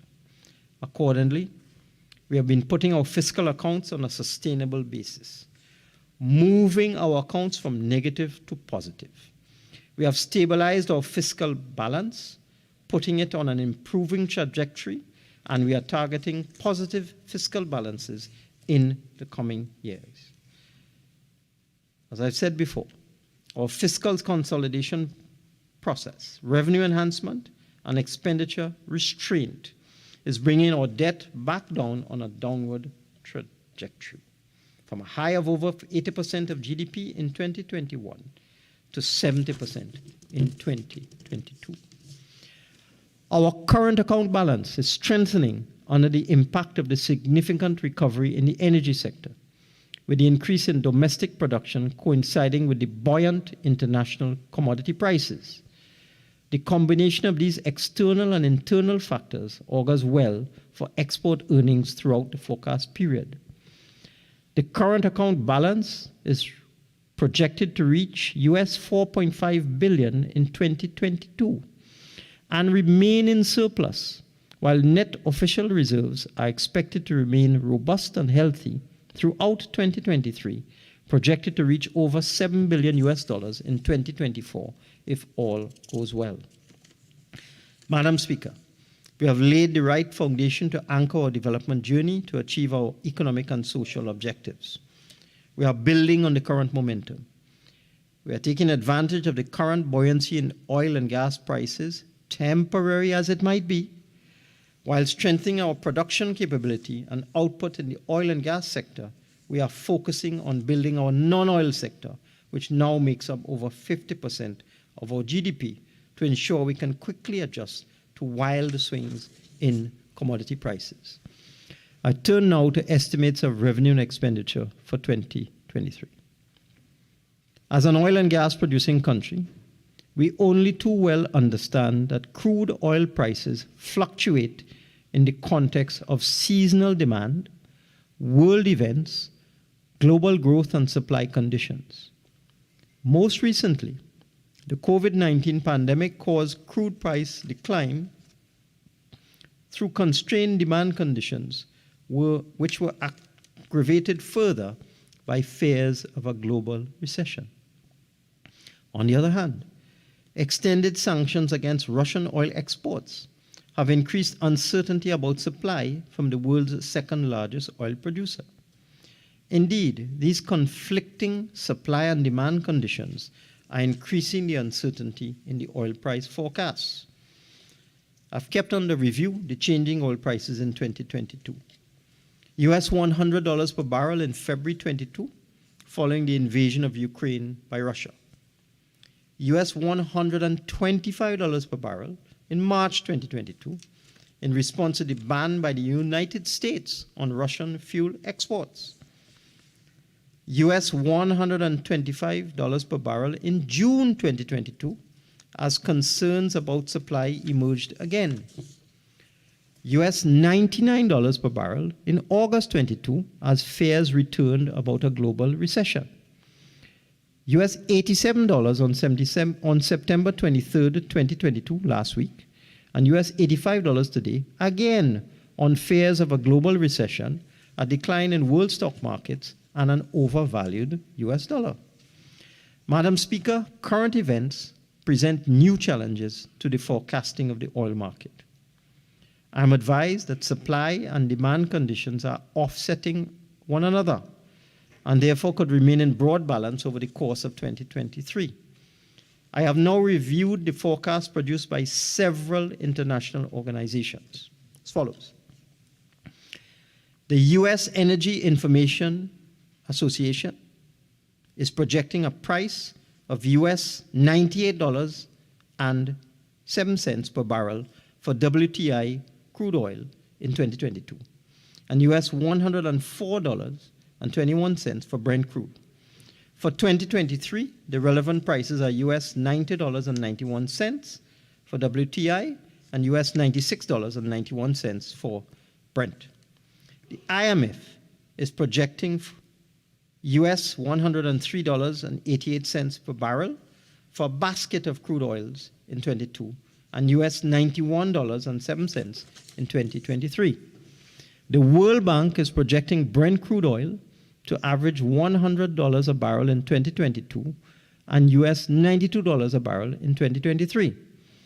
And Fitch Solutions see the Brent oil price averaging $105 a barrel in 2022 and US $100 a barrel in 2023, before dropping to US $88 per barrel in 2024. Further, Madam Speaker, according to the US EIA, natural gas prices average US $8.80 per MMBTU in August of 2022. The US EIA expects natural gas prices to remain elevated for the rest of 2022 and to average $6 per MMBTU in 2023. Madam Speaker, we will continue to utilize the best available estimates for oil and gas prices for our budget 2023. Based on consideration of all forecasts by credible international organizations, our oil price assumption for 2023 will therefore be US $92.50 per barrel, and our natural gas price assumption will be US $6 per MMBTU. As a result of these assumptions, for fiscal 2023, total revenue is estimated at $56.175 billion. Total expenditure is estimated at $57.685 billion. And based on these assumptions and estimates, we are projecting out of our total revenue estimate of $56.175 billion for 2023, that oil revenue will contribute $25.019 billion, and non-oil revenue will contribute $30.150 billion, while capital revenue, such as the sale of assets, will contribute $1.006 billion. And Madam Speaker, with revenues of $56.175 billion, an expenditure of $57.685 billion, if all goes according to plan, our fiscal accounts in 2023 will be close to balance with a deficit of $1.51 billion, or 0.8% of GDP. Without taking account of loan financing through state enterprises, such as the $250 million for road repairs and rehabilitation to be done by PURE, $1.5 billion for the HTC, and special allocations such as the $300 million stimulus package for agriculture, which are placed in the Ministry of Finance for disbursement, the major fiscal 2023 allocations will be for education and training, $7.453 billion. For health, $6.892 billion. For national security, $5.798 billion. And this one, Madam Speaker, is something that people don't realize. For social grants in 2023, we will be spending $5.453 billion. Works and transport, $3.748 billion. Public utilities, $2.823 billion. Rural development and local government, $1.887 billion. Agriculture, $1.330 billion. Housing, $0.974 billion. Further, to create employment, drive development, and stimulate economic activity, the Public Sector Investment Program in fiscal 2023 has been increased to $6.2 billion, $2 billion more than fiscal 22. And while increasing investment in the development program in 2023, we will continue to pursue our fiscal consolidation objective, which would ultimately lead to reasonable fiscal and debt sustainability. I turn now to the fiscal measures for 2023. Personal income tax allowance. Madam Speaker, as a fiscal stimulus to the economy and a fillip to the retail sector, we are providing relief to working families by increasing the personal income tax exemption limit from $84,000 to $90,000 per year. All individuals earning $7,500 a month or less will now be exempt from income tax. This marks the third time this PNM administration has increased the personal allowance and will put additional disposable income of $1,500 per year into the pockets of over 300,000 individual taxpayers. This bold measure will cost $450 million per year in individual income tax revenue. But we firmly believe that in this difficult COVID-19 period, it will stimulate the demand side of the economy, economic activity, consumption, sales, and growth by putting more money in the hands of consumers. We believe that through the multiplier effect, the net effect of this increased allowance on our GDP will be more than $450 million. This measure will require amendments to the Income Tax Act, Chapter 7501, and will take effect on the 1st of January, 2023. VAT registration threshold. Madam Speaker, I propose to increase the VAT registration threshold from $500,000 a year to $600,000 to provide relief and support in the payment of VAT. This measure will positively impact the growth and development of the small and medium enterprise sector. This measure will cost $12.5 million.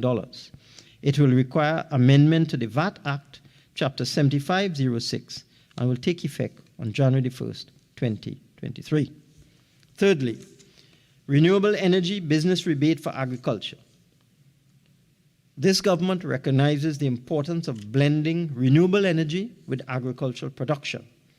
As such, for approved agricultural holdings, I will offer rebates of up to $25,000 for the implementation of renewable energy, such as solar and wind energy in agriculture. This measure will take effect on January 1st, 2023, and will be administered by the Minister responsible for agriculture. Subsidy for Housing and Village Improvement Program.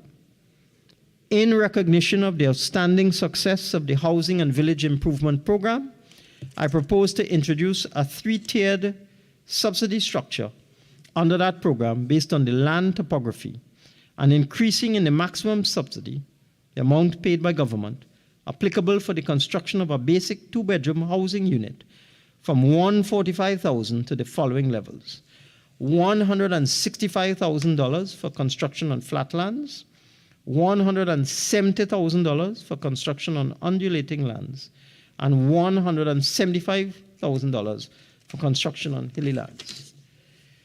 Manufacturing tax credit.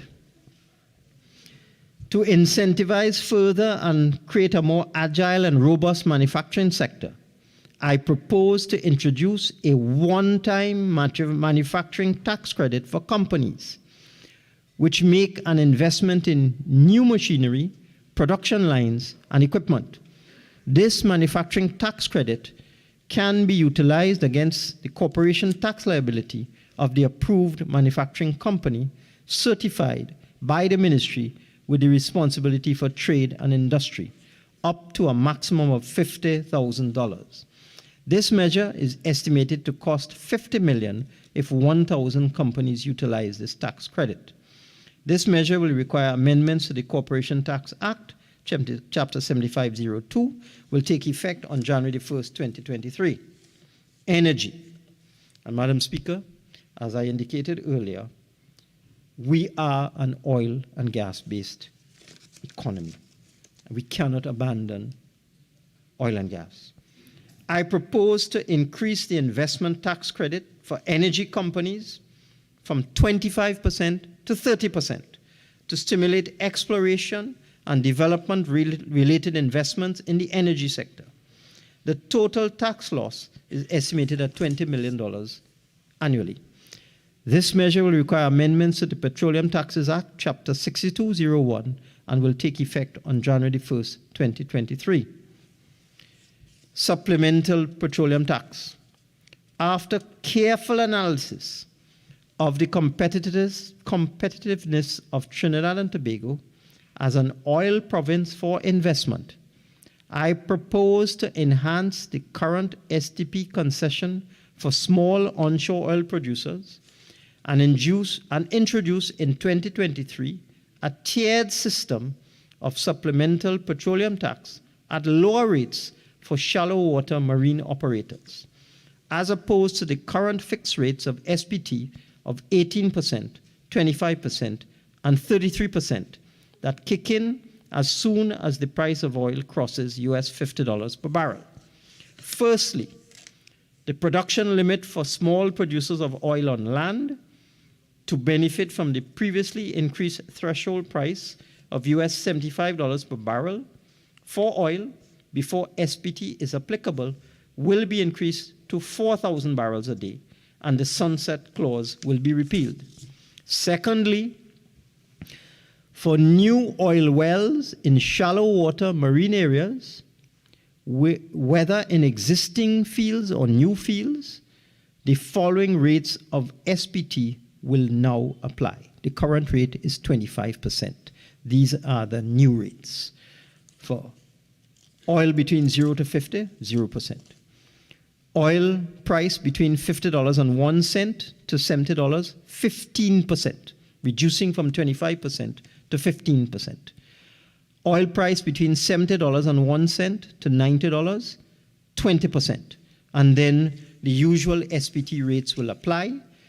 $90 to $200 is the SPT rate, which will be the higher rate of 20% plus 0.2%.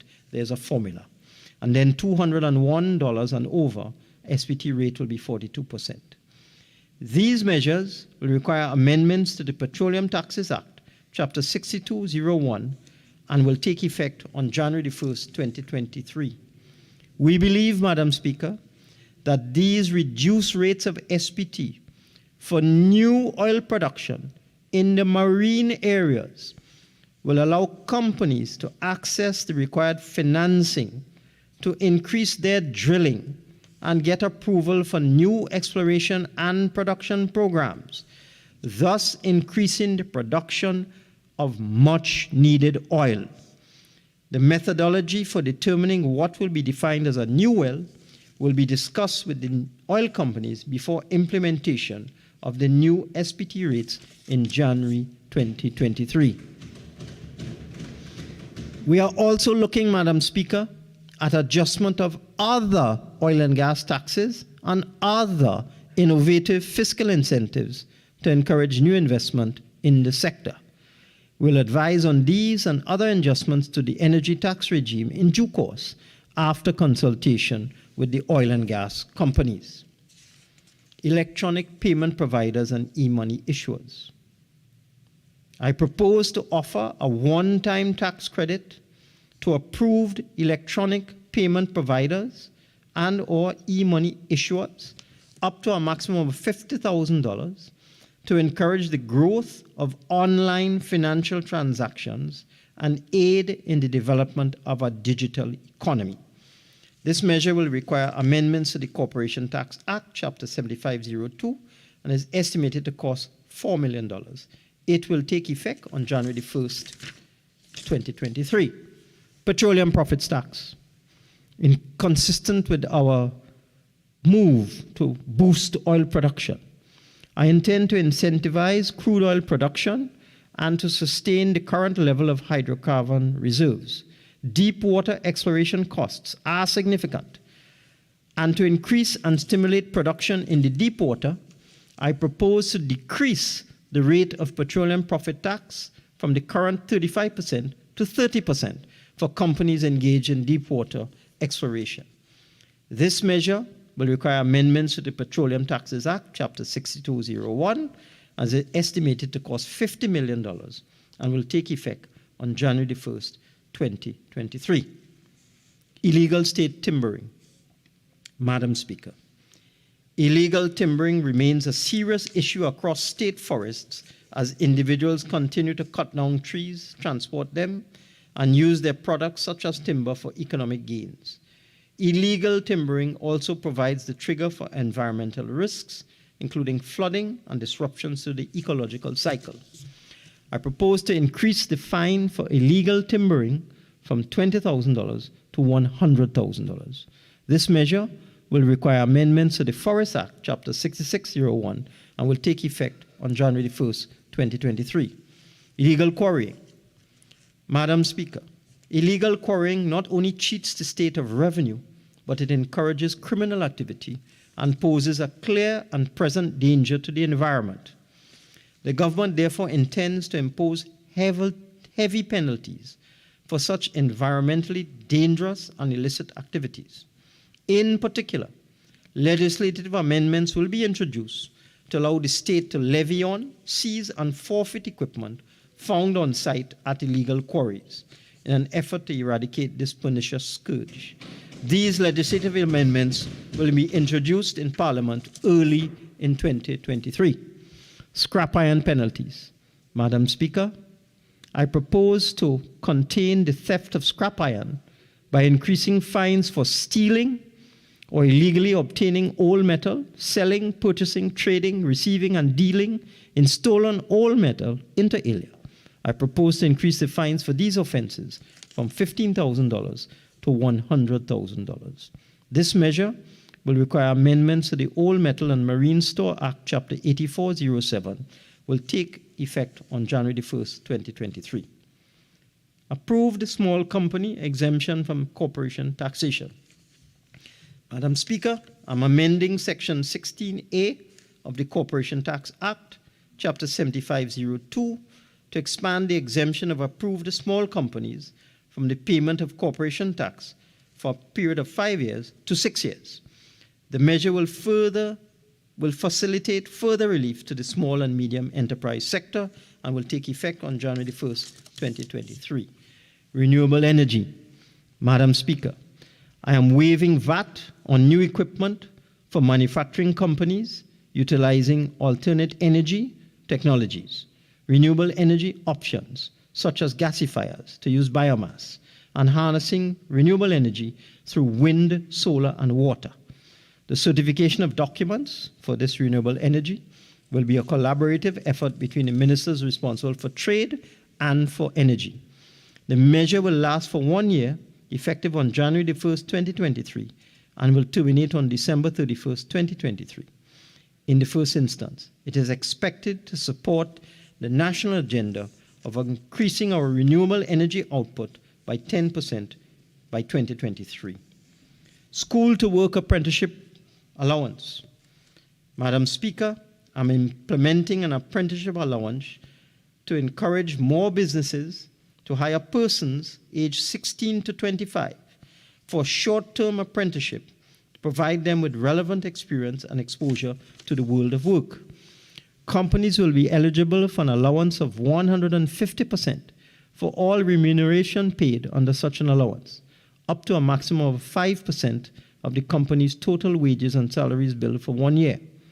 To qualify for this allowance, the training program instituted by the company must be registered with the National Training Agency and the expenditure certified by the company's auditors. The period of apprenticeship will be limited to a maximum of 1 year in the first instance.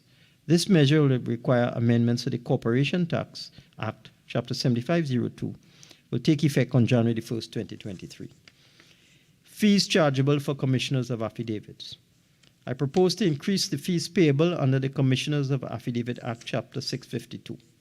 The commissioner's payment to the Registrar General under Section 3.2 of the Act will be increased from $200 to $400. The Commissioner of Affidavit fees will be increased from $2.50 to $10 for each affidavit sworn before him, and from 50 cents to $2.50 for each exhibit attached thereto under Section 5.1 of the Act. And the fee the Commissioner shall pay to the Controller of Accounts under Section 5.4 of the Act will be increased from $100 to $200. These measures will take effect on January the 1st, 2023. Firearm users' license fees.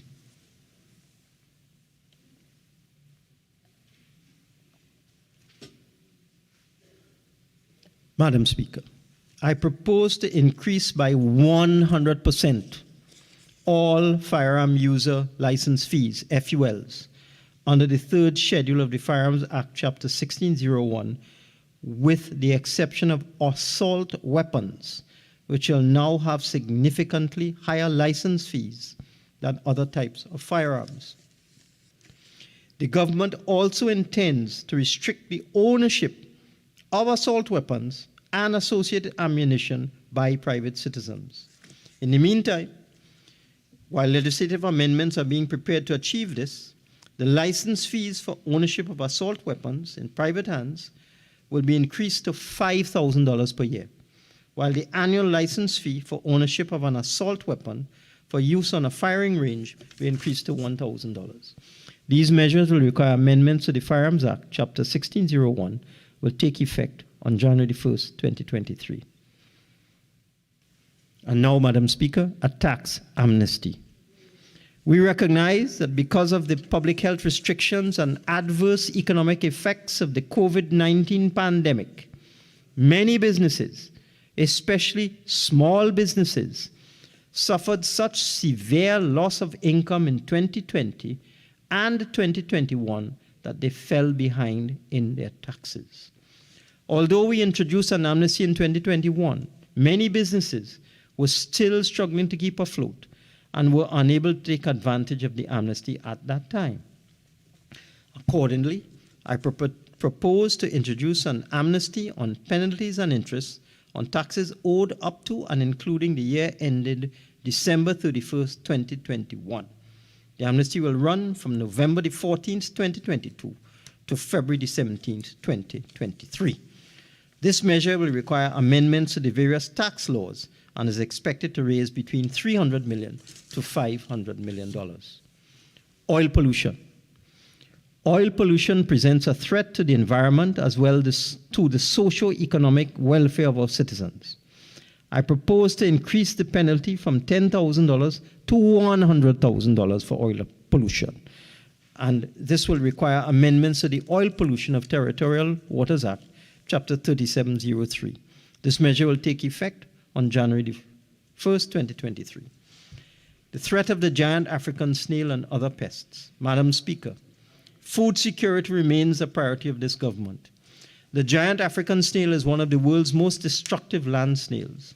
It is classified as a fast-growing pest that feeds primarily, but not exclusively, on many plants, including vegetables, leguminous crops, citrus, papaya, cacao, and ornamentals.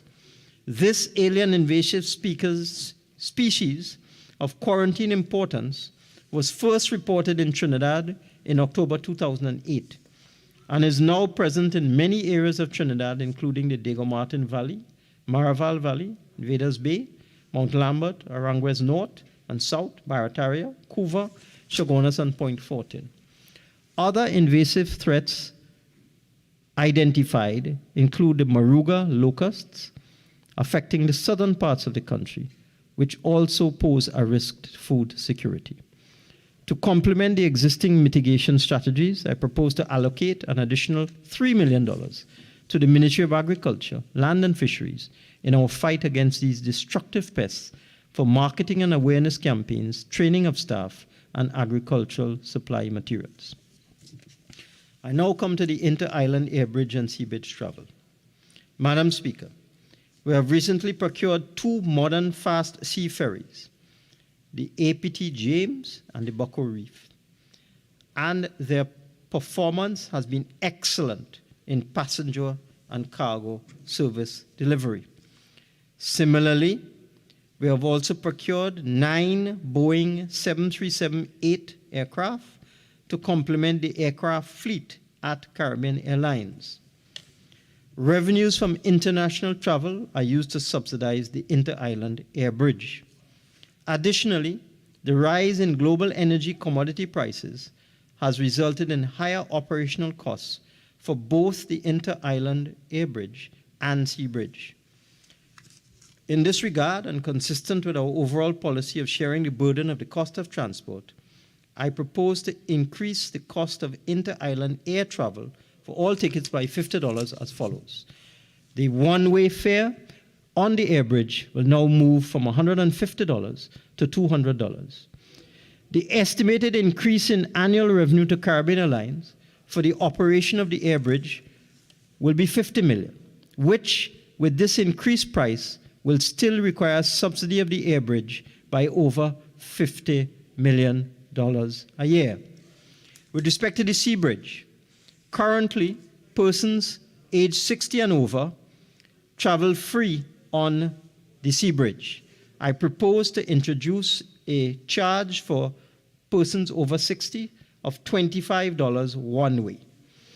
The standard class on the sea bridge at this point in time, the ticket cost is $50.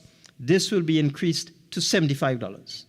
The premium cabins on the ferries currently attract a charge of $100. This will be increased to $150. The estimated increase in annual revenue for the sea bridge will be $30 million, which will still operate a loss and will be supported by subsidy in the amount of $170 million a year. These measures will take effect on the 1st of January 2023. Government assistance for tuition expenses, GATE. Madam Speaker, we recognize that many students, especially those from underprivileged backgrounds, need to work and study at the same time or simply can't afford to study full-time to pursue a pathway to a bachelor's degree or advanced technical diploma. In addition, some of these students are unable to qualify to enter a bachelor's degree program, such as medicine or engineering, at their first attempt. Such students quite often have no choice but to access GATE to complete an intermediate program, such as N1 at UWI, an associate degree, or diploma level program of study, and then seek to move on to a baccalaureate level degree program. However, they are currently debarred from accessing GATE twice. In recognition of the hardships that these students face, we will relax these restrictions and provide tuition assistance for those students who have already accessed GATE at a diploma, associate degree, or lower TVET level to pursue baccalaureate level degree programs consistent with the country's development needs.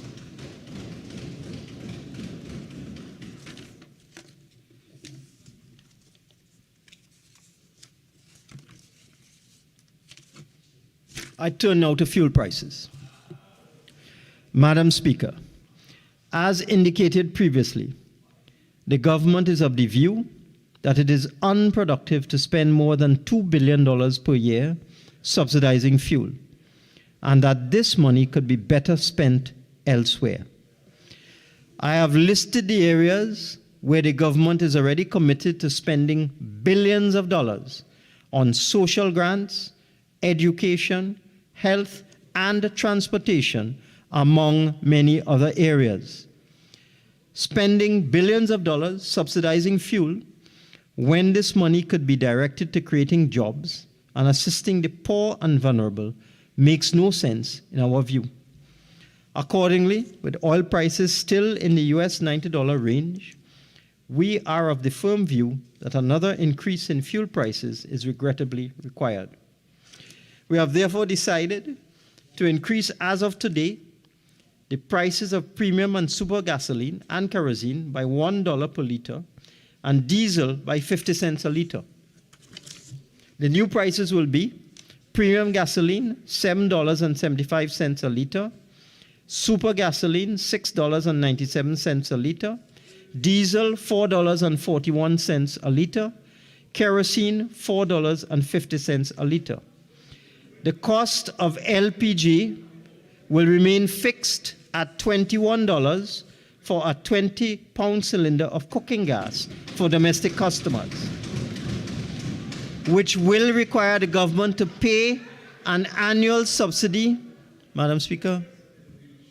Madam Speaker. Members, we're almost at the end. And you know these are the parts that we all like to hear. Okay? Go on, member. Thank you very much, Madam Speaker. The cost of LPG will remain fixed at $21 for a 20-pound cylinder of cooking gas for domestic customers, which will require the government to pay an annual subsidy for cooking gas of $300 million.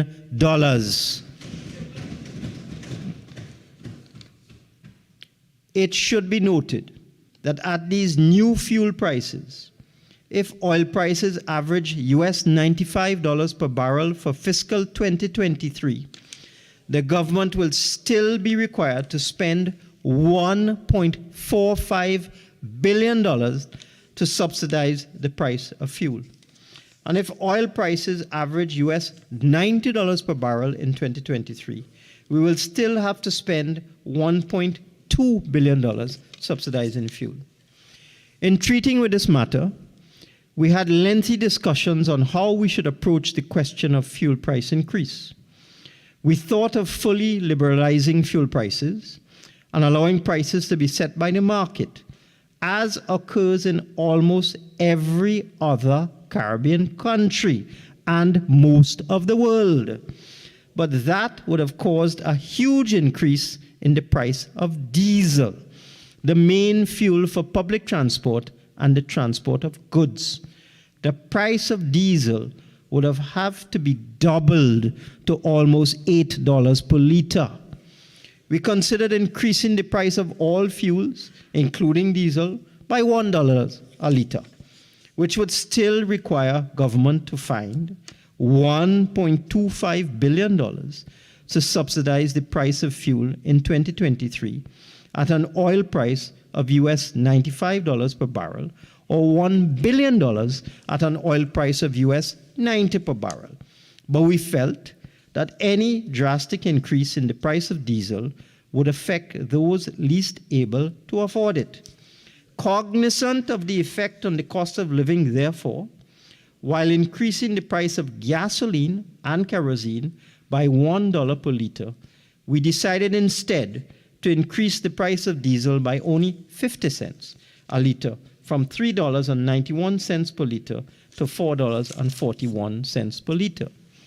This lower level of increase in the price of diesel compared to the other motor fuels is being implemented to reduce the impact of an increase in price of this very important fuel, which would have wider effect, especially on the most disadvantaged groups in the society.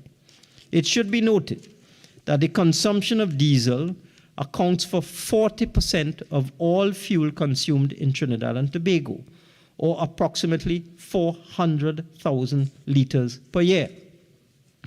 As mentioned above, this will require us, these new prices, to spend $1.45 billion in 2023 if oil averages US $95 per barrel, or $1.2 $1.25 billion per year if oil averages US 90 per barrel.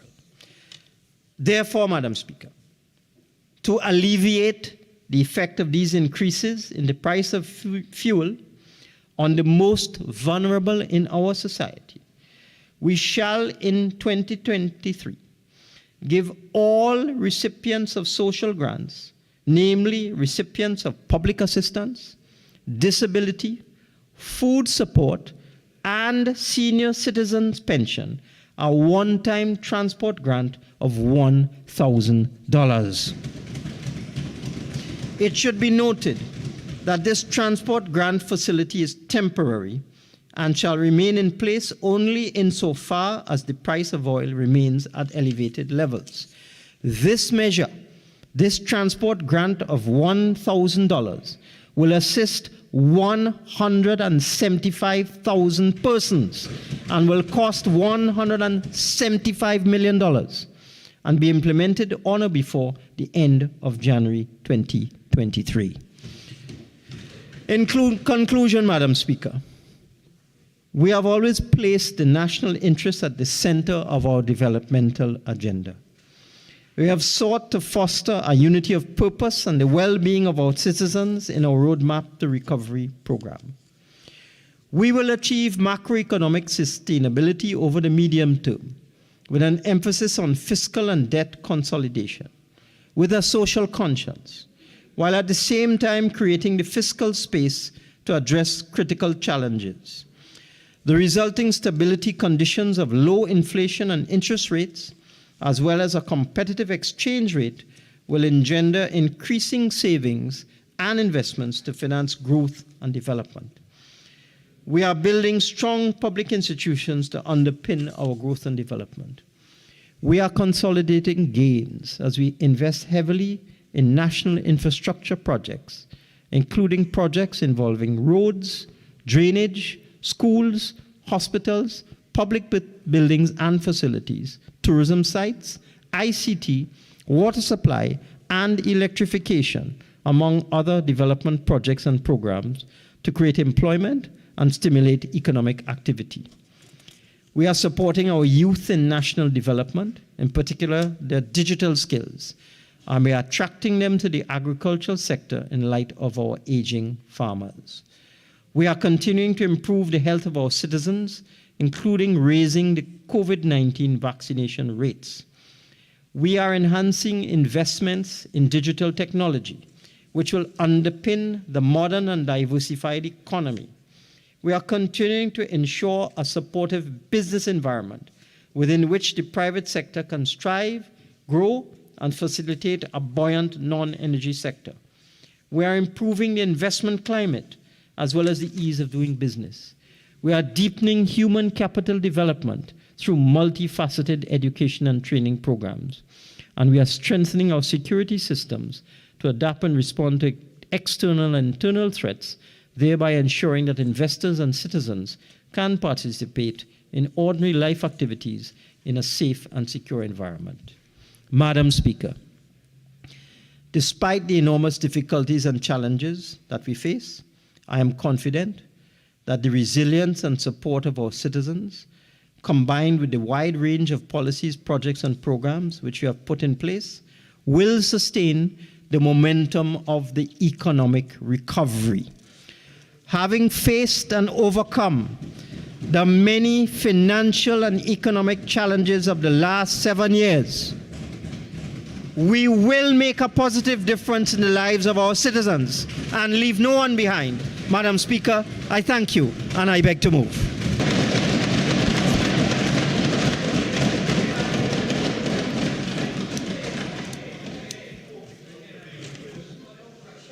Minister of Finance.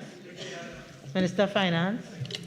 Yes, Madam. Before you leave the speaking booth, I Yes, believe Madam you need to tell us something else. Certainly, Madam Speaker.